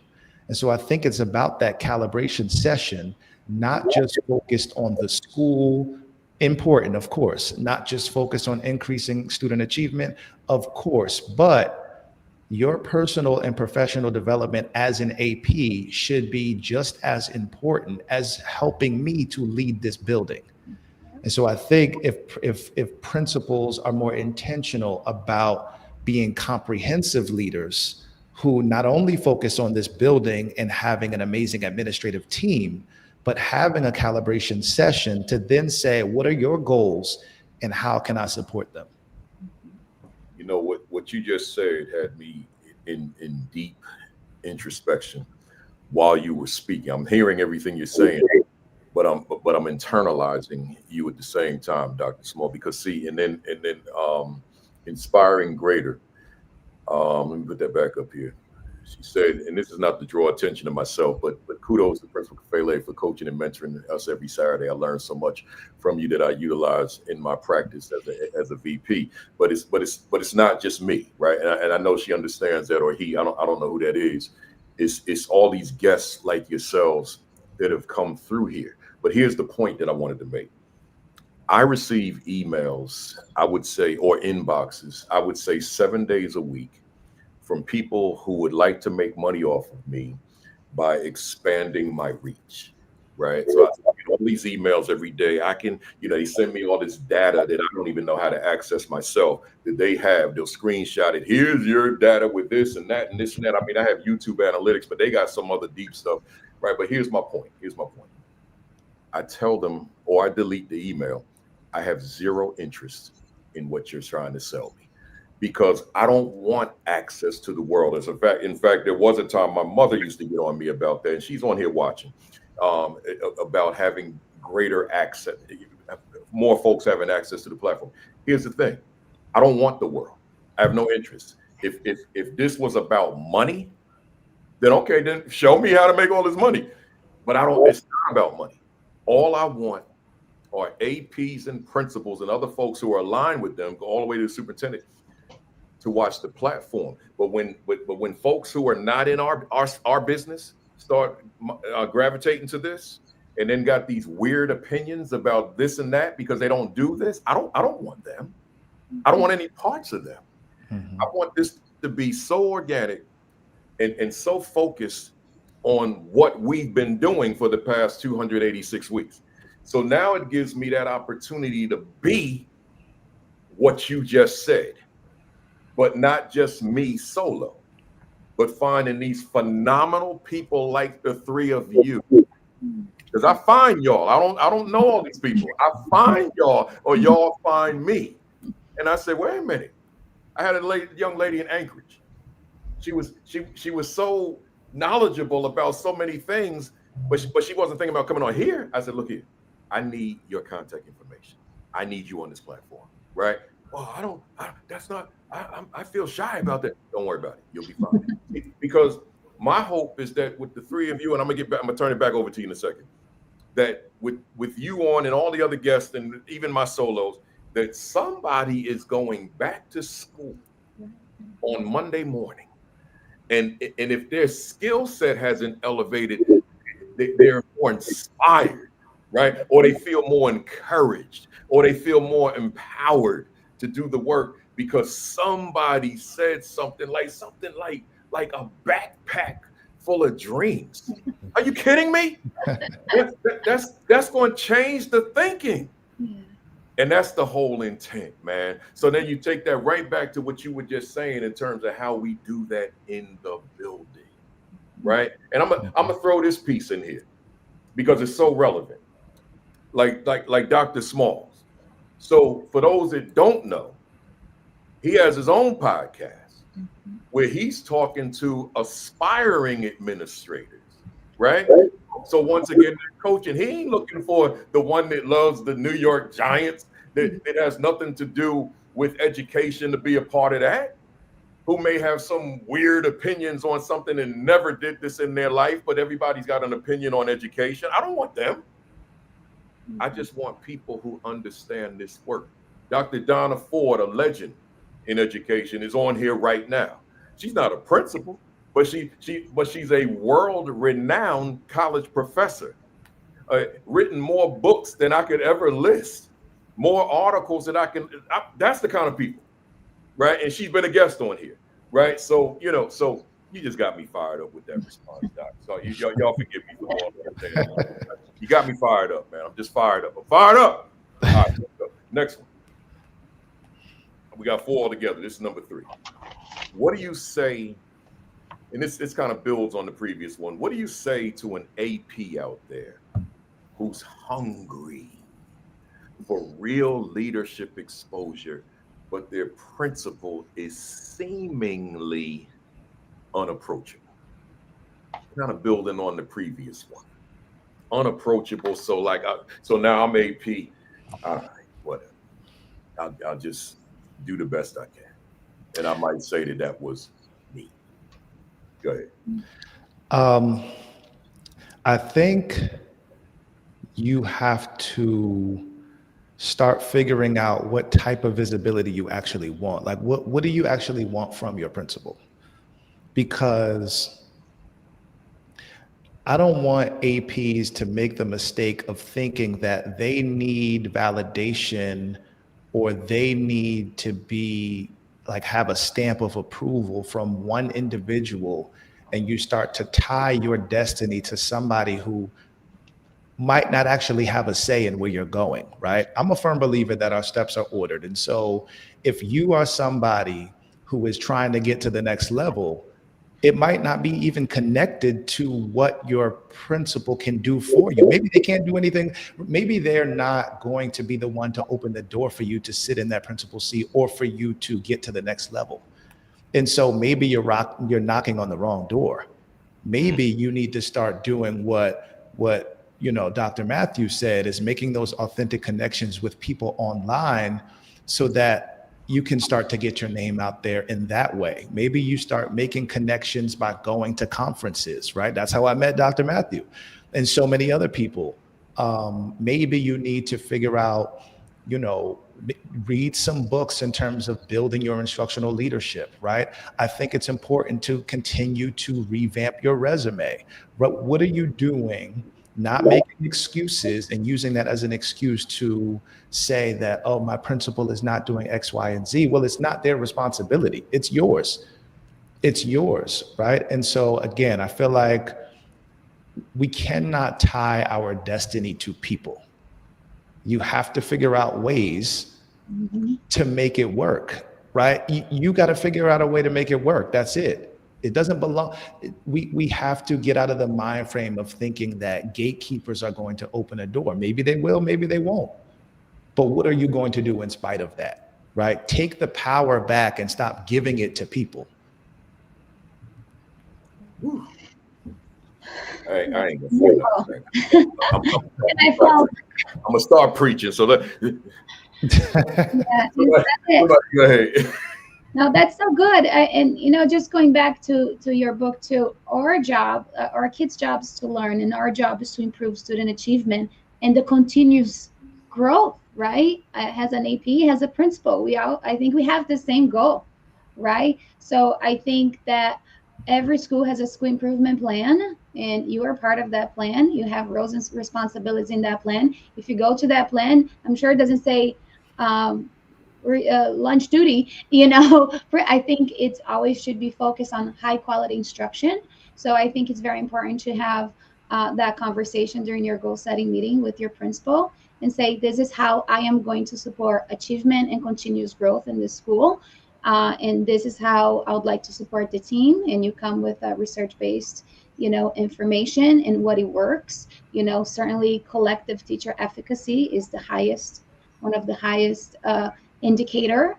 So, I think we have to be very aligned in that. To me, it's very strange a principal be saying that to an assistant principal to not move the school forward.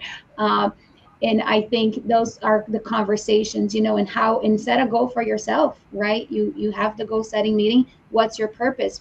It always should be to advance student achievement, right? So how are you going to contribute to that? The most important piece is it through maybe you wanted to improve your feedback, right, to the teachers, and then sharing with the principal, this is what I'm doing and this is the feedback that I'm receiving and that's what I'm seeing. So it's very important to have that on top of or responsibility, has AP and principal. Yeah. You want to jump in at all, Doc or Matthew? Good. All right, let's go. Let's go. One more, and then we get to your talking points. By the way, before I go more, I would be remiss if I waited to the end for this. Let the folks know how they can reach you, how they can contact you, how they can book you, how they can follow you, all those things. Let me start with Arlette.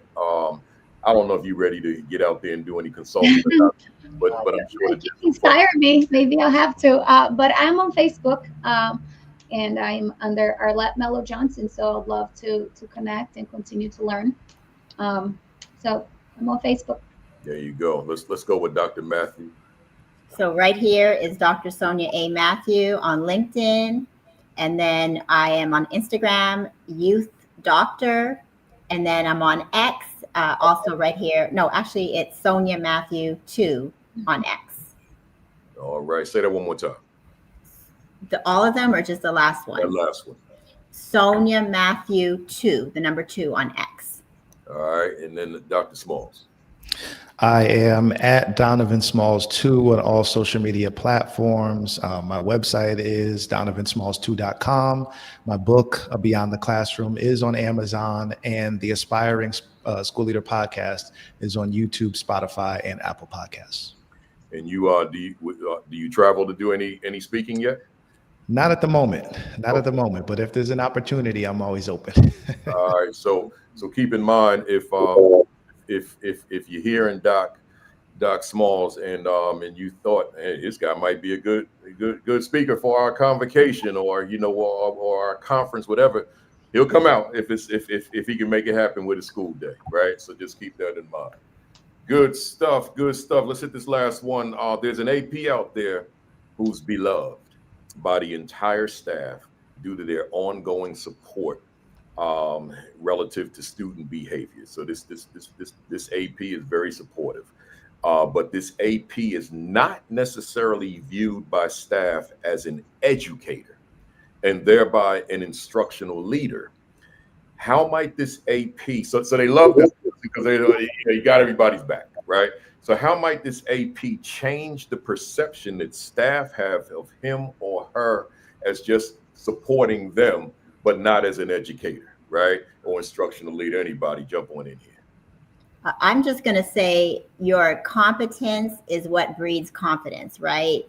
So you have to do your homework. If you don't, you're not going to know everything. And so people who think that they're better because they know all the information, like that is not the move, right?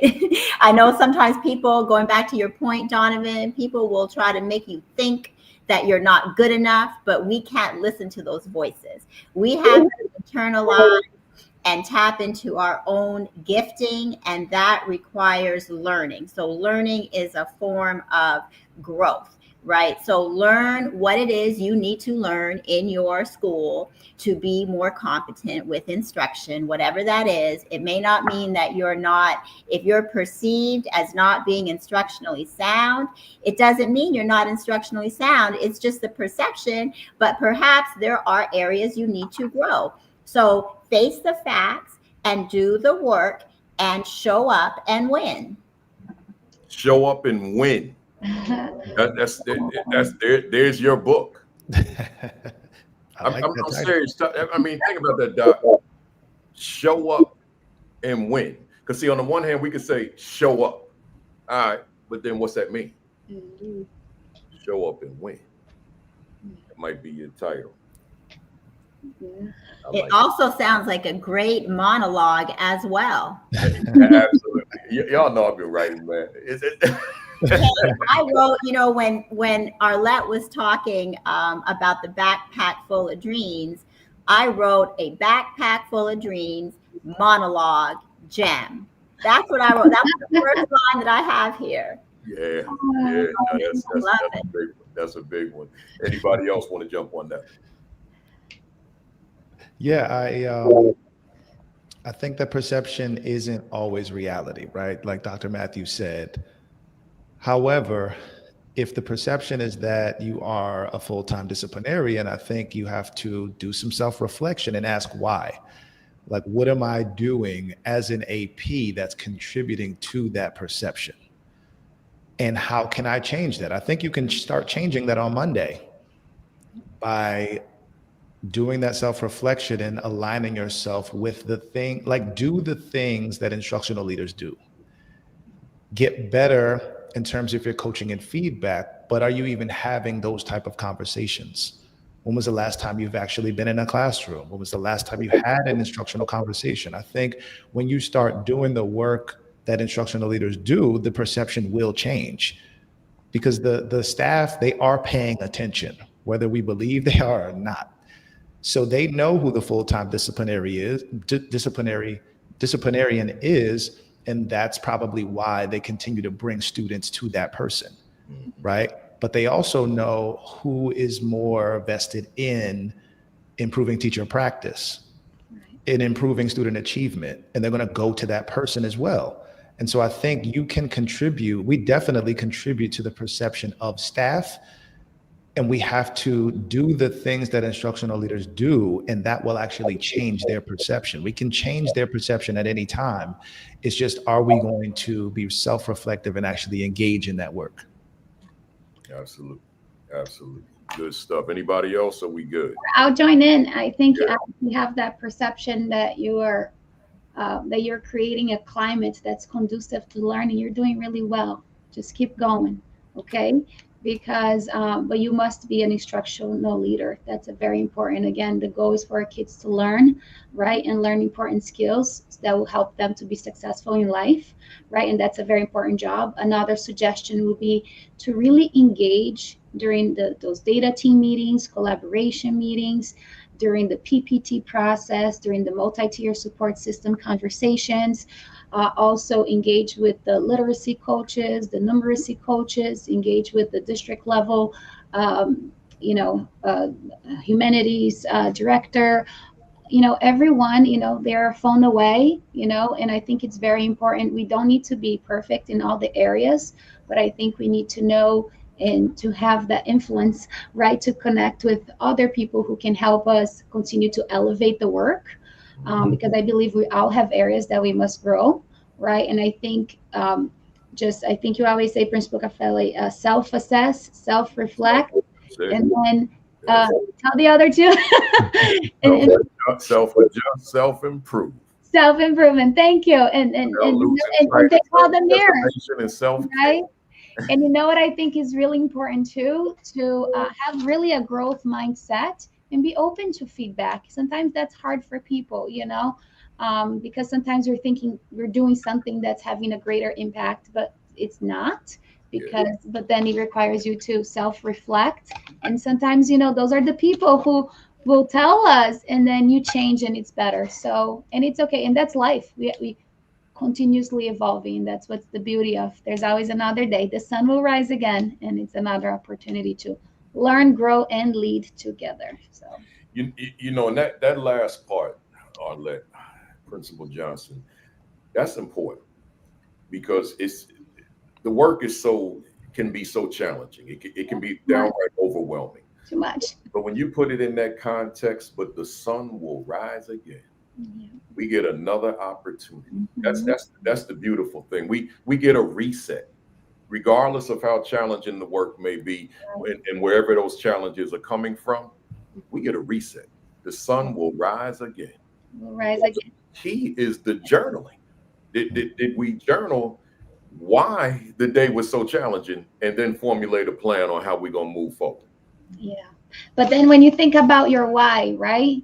And just thinking, like, I'm coming to this building again, and I have another day, another opportunity to impact the lives of not only the kids, but the families, the staff, and the community here, and I think someone said in your platform or somewhere else, I heard that we have such a special opportunity to not impact this generation, but maybe future generations through our children. And I think that's the seed that I hope we leave here, right? This, life is a breeze, right? We are here for, a period of time, and hopefully our impact is powerful and long lasting. Long lasting. It's go ahead. Was somebody talking? Okay, here we go. So I left that up there deliberately when Samantha said, "Thanks for the reminder," right? And maybe someone else didn't write it in the comments, but they need the reminder as well that listen, y'all. If there are 180 days in a school year, you get a reset every day. But for me, and this is just me, the real challenge and opportunity is what you do between time. So between the end of the day and the start of the next day, what's happening in there, right? And of course, some of it is just taking it down relative to your self-preservation and self-care. Some of it is just let me take it down, right? Let me divorce myself of this for a minute. But in addition to that is once again the documentation, the journaling. Like, okay, my day was rough. Why was it? And sometimes when we start journaling and use those other portions of the brain, we may come up with some things that we hadn't really thought about. We may be thinking about the fact that because of this guy, this woman, but we may not have looked at, but because of some things I needed to do different. Right? So how we maximize that time between dismissal and the start of the school day, or dismissal and when you go to bed at night, right? Whatever it is. But that matters, that in between time, because within that is a plan to go into tomorrow, and that matters. Good stuff. Let me go to these talking points, man. We ain't gonna get through all of these, man. It's Principal Kafele. Principal Kafele. Go ahead. Can I say something right quick? Absolutely. So I encourage everyone, think about those little steps. So because steps compound over time. So think about the habit of journaling.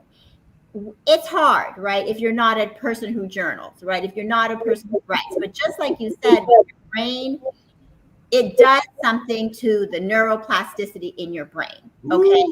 And so even if you just write a little bit, if you like brain dumping, categorizing, Principal Kafele has a great, I think it was 3 years ago, on the blueprint, on the identity, all of that is there.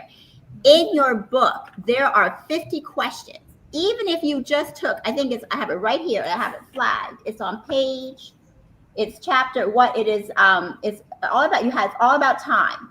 How do you use your time? How do you striving to maximize your time as an instructional leader? There's 50 questions. My challenge to everyone, because it's worked for me. So I'm not sharing this because of any other reason, but because I practice it, right? Donovan, I have listened to his podcast. I don't always get the time, but when I tell you the nuggets, and I think his podcasts are like 20 minutes in length, right? They're not that long, Donovan, right? So they're short enough. You have to make the time to listen because there is value. And so going back to the writing, take the time to plan even down to the minute, and then take the time to write down how that use of your time has maximized the goal of your impact, and take the time to write about one action step of how perhaps you can do better. If you do that, even if you carve out 5 minutes a day, it will compound over time. It will create that habit, and you will be more intentional about how you use your time. So I just wanted to throw that out there. No, I'm glad you did. That's powerful. That's powerful. Let's go to your talking points. We'll probably go one round, and then I got to jump on this airplane, and then we'll reschedule you to come back. So let me start with Arlette. Where we at with Principal Johnson?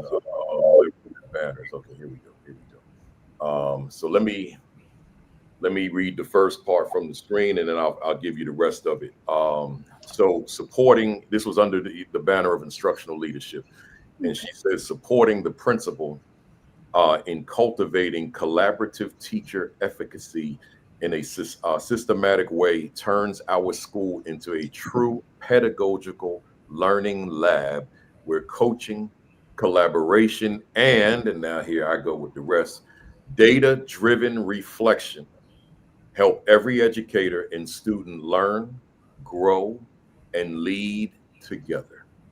With that said, Principal John, the floor is yours. What are you expressing to us? It takes a village, right? It's very important for the village to plan, right? Plant and harvest together the success, right? And all of our needs. So I just want to shout out to our instructional leadership team and also Gil Traverso, who's my mentor, who's helping us connect the dots here.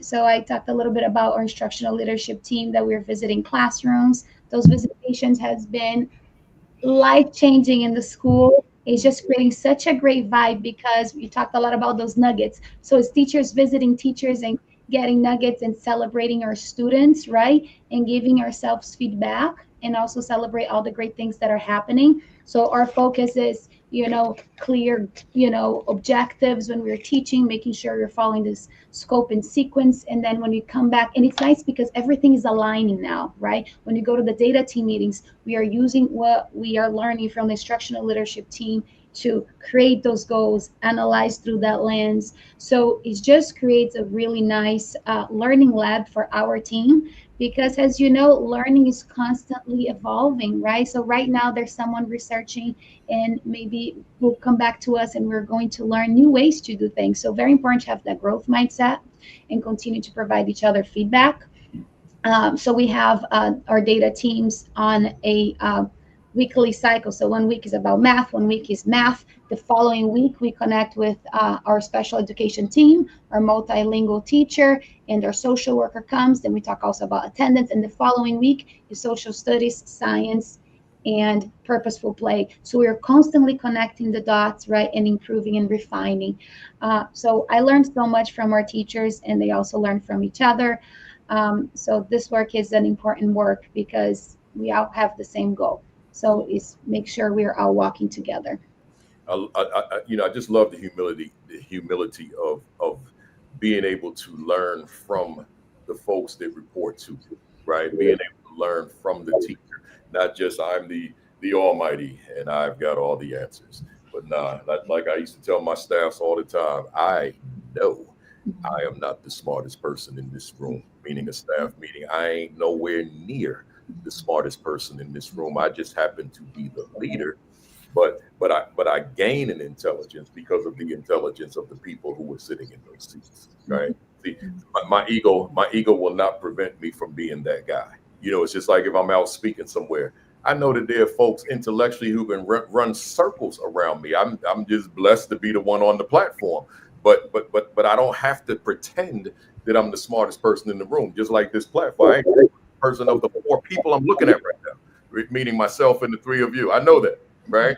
I just happen to have a platform, right? That's and that's I think that just makes us better leaders. When we can come to grips with all of that, right? So let's go. Let me go to Dr. Matthew here.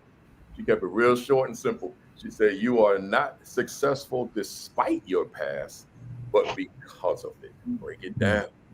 So all I can say is I come to this platform with so much gratefulness, right? Because I'm not any better than anyone out there at all. Just like you said, Principal Kafele, it has been a process. This wisdom, I don't even know. I did not even know that I would become someone of wisdom, because wisdom is not something that you learn. Wisdom is something you experience. It is the journey. And so when you go through all of the failures, the obstacles, the setbacks, the disappointments, what do you do? What is your perspective? What is your reaction to all of these inevitable bumps along the road, right? Because they're going to come. It is what shapes you to become the optimal leader in this work. Someone who is adaptive, someone who is resilient, someone who is humble, someone who is empathetic. Those qualities don't just become you based on you're born into this person, right? It is an evolving state. This is a journey. It's not a destination. And so I think about my journey and I think about who I am all the time, because even with our identity, our values come from who we are and who we become, right? So I cannot go back to those values unless I've done the self-work of understanding who I really am based on those experiences. So really, when it comes to failure, thinking about accepting it as an inevitable and valuable part of your journey, and that is success. That is what success is in leadership. Yeah. That is what success is. I love it. I love it. I love it. Let me go to Dr. Smalls on this last one. Let me just clear my screen right quick. Here we go. Here we go. Where we at? Where we at? Here we are. You said, and I'm gonna read the first half from the screen, and then I gotta where we at? Yeah, yeah, and then I'll continue it here. Felt like something ran across my foot. It was just my imagination, right? But I had to look. My imagination for some reason. I hope, right? So, a well-rounded assistant principal doesn't just manage the present, they anticipate the future, aligning every decision and initiative with a strategic vision for sustained school excellence. Talk to us. When I think about sustainability and excellence, I think about obviously our students and who we need to be as leaders in order to get students to where they need to be. And so if our leadership is not rooted in where our students are going, then we could constantly be perpetuating a past that is inequitable, that is ineffective, and that no longer works for our current students. I think we have to, again, engage in the self-reflective work that allows us to understand where students are going. And I think sometimes as adults, as leaders, we might think that we know what's best for students, but have we asked them? Are we actually pulling them into conversations for them to inform us on how we should be leading them? Or are we just coming up with whatever we think works based on our past and our experience through school, right? And so I think we constantly have to keep the values that work for our students, right? The values that we know that are rooted in respect, that are rooted in thriving, that are rooted in individuality. But if we truly want to be futuristic leaders that are preparing our students for their next, we have to be reflective and then ask them and pull them in, as opposed to just assuming that we always know best. I think as leaders, sometimes we can get on our soapbox and think, I know how to do this, I know what's best. But that's not actually what leadership is, right? I believe that the heart of leadership is servitude. And if we get into leadership to be served as opposed to being people that actually serve, then we're missing the mark. And so how are we pulling people into our experiences as leaders to then inform how we lead? I remember listening to an interview that Mike Tomlin did, and the host was asking him a question.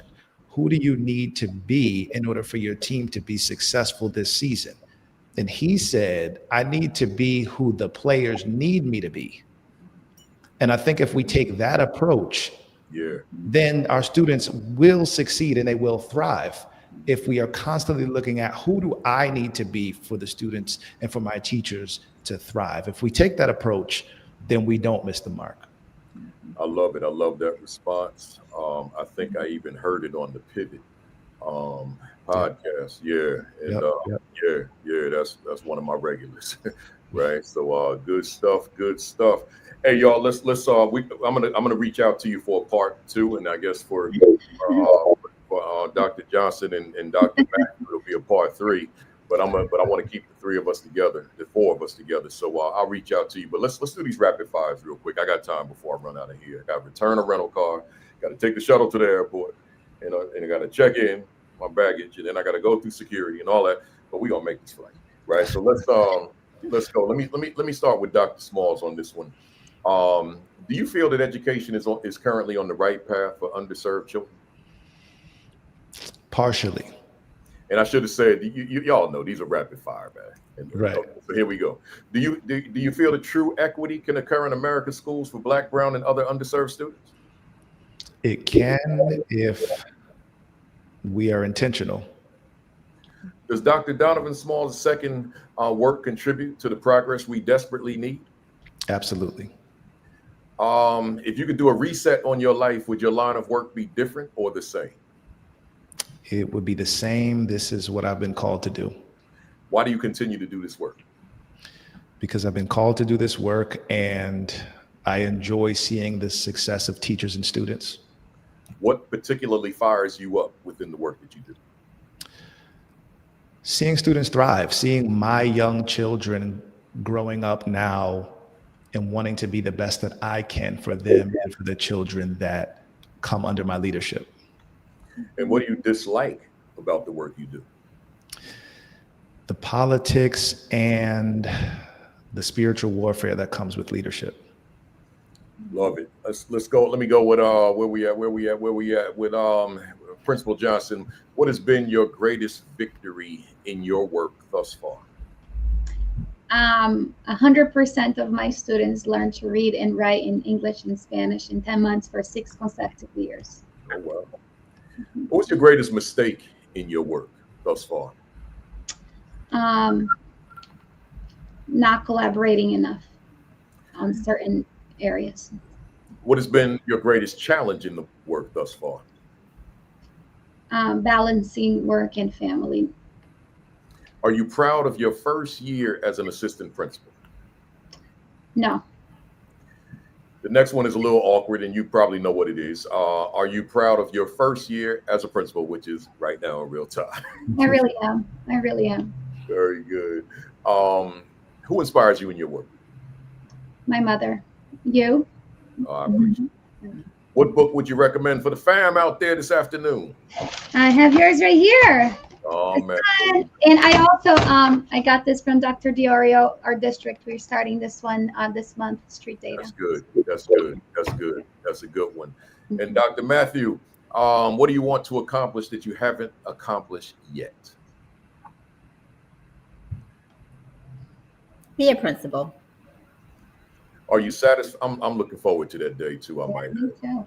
Are you satisfied with where you are professionally? No. Is there another gear to your leadership, or are you at peak performance right now? There's another gear. What would you say to an AP, an assistant principal out there who continues to face closed doors to the principalship? Shut out the noise, reflect often, and take small steps for the big dream that you have. Love it. What would you say to a leader out there who's lost their leadership passion? Reflect deeply on your why. What would you say to a leader out there who's lost their leadership confidence? Reflect deeply on your why and your purpose. And lastly, I'm going to ask this to all three of you. If Dr. Sonia Matthew was a word in a dictionary, what would be your definition? Passionate. If Arlette Mello Johnson was a word in a dictionary, what would be your definition? Brave. And if Donovan Smalls II was a word, Dr. Donovan Smalls II was a word in the dictionary, what would be your definition? Servitude. Love it, love it, love it, love it. Look here, y'all. I appreciate you all immensely, and I particularly appreciate this conversation. Yeah. This was great stuff, and I was hearing it from the fam all the way through. Hey, fam, you know how we applaud our guests. I see you already started, so keep it coming. We just give our favorite emoji since we can't hear us. right, and all that kind of thing. So just give us your favorite emoji. Let them know if you appreciated what was said today, if it resonated with you, if it spoke to your work, if it was something that you could infuse or incorporate it into your practice, or if it was just a good listen and watch. Then give me your favorite emojis. Keep them coming. Keep them coming. And I bring my little portable back. So you were hitting it out the park. I don't know if you all kept up with the Dodger game last night, but Shohei Ohtani, he pitched, but he hit 3 home runs and he struck out 10. It's looked upon right now as the greatest, just the greatest thing that's ever been seen in baseball, in the history of baseball, to be the pitcher and strike out 10 and hit 3 home runs in the same game. I mean, we've never seen anything like that before. That's what y'all did, right? Bam, bam, bam, and struck out. You struck out a record, right? So, yeah. That's amazing, though, y'all. If I could switch the subject for real, just a hot second, that's amazing to hit 3 home runs in and of itself. Reggie Jackson, I saw it live on television.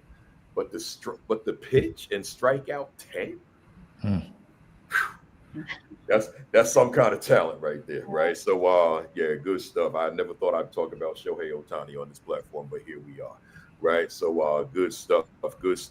Hey folks, how do they reach you? Let me start off with Donovan on this one. Dr. Smalls on this one, since he's got the podcast and the book and all that kind of stuff. How do they reach out to you? How do they get the book? How do they watch the podcast? How do they invite you out to come out and speak? So I am at Donovan Smalls 2 on all social media platforms. My website is donovansmalls2.com. My book, Beyond the Classroom, is on Amazon. And, you can reach out, have a conversation, see how we can support one another. Love it. Let me go to Dr. Matthew. Would love to connect, everyone. So Dr. Sonia Matthew, MBCT on LinkedIn. Sonia Matthew 2 on X, and Youth Doctor on Instagram. I'm active on all 3. Yeah, and I might add to that, to the fam, Dr. Matthew is very active on social media, so you'll certainly see some things, get some insight on the things that she posts and so forth. So check her out as well. And then Principal Johnson. I'm not as active,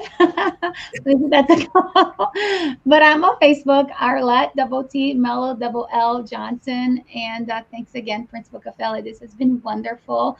I'd like to wish you safe travels and a wonderful birthday. You are a gift to the community. You're a wonderful leader. You gift us so many gifts. So I really hope you enjoy your birthday in Jamaica. That's amazing. I'm really looking forward, but I appreciate your words. I appreciate you immensely. Thank you to the 3 of you. This was powerful. I really enjoyed it. I enjoyed this conversation and looking forward to the next one. Let me put you backstage for a minute and then stay there when I go off so that we can just holler real quick before we sign off. But to the fam out there, let me once again, for the 286th time in my lifetime, say thank you to you for checking in. Seeing it not robbery, as they would say in the Baptist Church, and being here with us. Continue to be with us. Continue to tell others about us, not just me, but my entire team. The Fantastic Four, which starts off with Sean Hurt at 10 o'clock. These are all Facebook Lives. Followed by Create and Educate at 10:30 with Dr. Sheikah Houston and Dr. Tammy Taylor doing big things, as well as Sean in the AP New Principals Academy at 10:55. And then Sunday, 6 o'clock Eastern time, 5 Central, Josh Tovar, and then Dr. Madi Moreno, right? The PGP podcast. So, check us all out. We're a family. These are good friends of mine, all of them. So we're a family. This is what we do, and we support one another. I know that Sheikah and Tammy are on their way to Nova Scotia to speak up there internationally. I've been there at that same conference, but it's been being held on my birthday weekend, and there's the organizer right there. Let me put her on the screen. One of the organizers, I know she got a team, Jacqueline Harriet, who's been on here twice. So, hey, Jacqueline, move that conference a week away so I can be up there with my Nova Scotia family, right? But next year, if you can, right? Or maybe my birthday falls at a day that it won't conflict like that last time we did it. Right. So, but yeah, I appreciate everybody. Join me next week, y'all. I'll be in Montego Bay live. You know, I don't take days off with the platform. So if I'm out of the country, if I'm speaking, such as I was here today, I'm not speaking today, but I spoke all week. But I decided that I would stay here. Listen, I stayed here to do this. I didn't want to take a red eye and mess around, and the flight's delayed and I couldn't do this. I just stayed an extra day so that I can do the Saturday Academy. So that's just, just speaks to my commitment to this platform, right? So join me next week, week 287. I'm going solo. I have no idea what my topic will be, but I do know I'll be talking about a backpack full of gifts. I do know that much. Did I word that? Let me see. Dreams. Backpack full of dreams. The gifts came from the other expression, right? So I know I will be talking about that. But the topic, I'll figure that out later on in the week. Make sure that you get yourself a copy of, if you don't have a copy yet, let's put it up here one more time. Get yourself a copy of What Is My Value Instructionally to the Teachers I Supervise. If you don't have a copy, go to Amazon right now. Go to ascd.org. Go anywhere that education books are sold. They probably have it, right? So just get yourself a copy. I consider it the most important book I've ever written, and it's probably going to be the most important book that I ever write. I still got more books up my sleeve. I got one I wrote that I haven't released yet, right? I haven't given it to the publisher yet. It's called The Assistant Principal Impact. So it's all written. It's all done. It just needs to be edited by the editor, but it's sitting right here in this laptop. It'll be out at some point. I don't know when, but some point. Right now, my focus, my energy is on what is my value instructionally to the teachers I supervise, right? Make sure you subscribe to the AP and New Principals Academy YouTube channel. We're at 24,500 subscribers, getting close to 24,600. So we're getting there. Make sure you hit that subscribe button and then hit the notification bell as well. And that way you'll be informed, you'll reminded when I go live. I only go live on this platform at 10:55 Eastern time, unless I switch it to 11. But right now it's 10:55. Visit principalcafele.com for all my resources, but also those of you that want to invite me to come out and speak and consult and all that. All my topics are on the website. Just click the workshops and keynotes tab. So you might want me to come out and do a keynote, or come out and do a workshop, or come out and do some one-to-one consulting. Just go to the principalcafele.com and click the workshops keynote tab, and everything that you need to know is there, except for pricing. You got to reach out to me for that. So I don't put that on the website. So just reach out to me and I'll give you my pricing, and then we go from there. And then lastly, your diet, your exercise, and your virus precautions. With all this running around I did this week, I got some miles in, man. I did it twice. So, that's not a lot, but it's better than nothing. Better than most. Got some miles in. So make sure that you get your miles in. Make sure you're eating good. Did I eat good this week? I did. I just did the best I could under the circumstances of being a traveling consultant speaker. And then make sure that what precautions you need to take with all the viruses that are out here in the world. Make sure you take your precautions. Other than that, y'all, I'm getting ready to get to LAX. That's the airport here in Los Angeles. So I can get home tonight, switch the clothes in my big old bag, and get ready to go to Jamaica, Montego Bay, and I'm going chill for a week. And then when I get back, I'm going to chill some more. But I know I got to be in Atlanta Wednesday to speak at a conference for SREB. So I'll be there to do that keynote. And then I'm going to go back home and chill for a couple more days. And then we got a busy November. So I appreciate you being here. I will see you next week. So in the meantime, have a great week. Have an extraordinary week. Have your best week yet. Peace. Peace. Thumbs up. Cock that fist back all the way. Count to 3 with me. 1, 2, 3. Here we go. Bam. Yeah.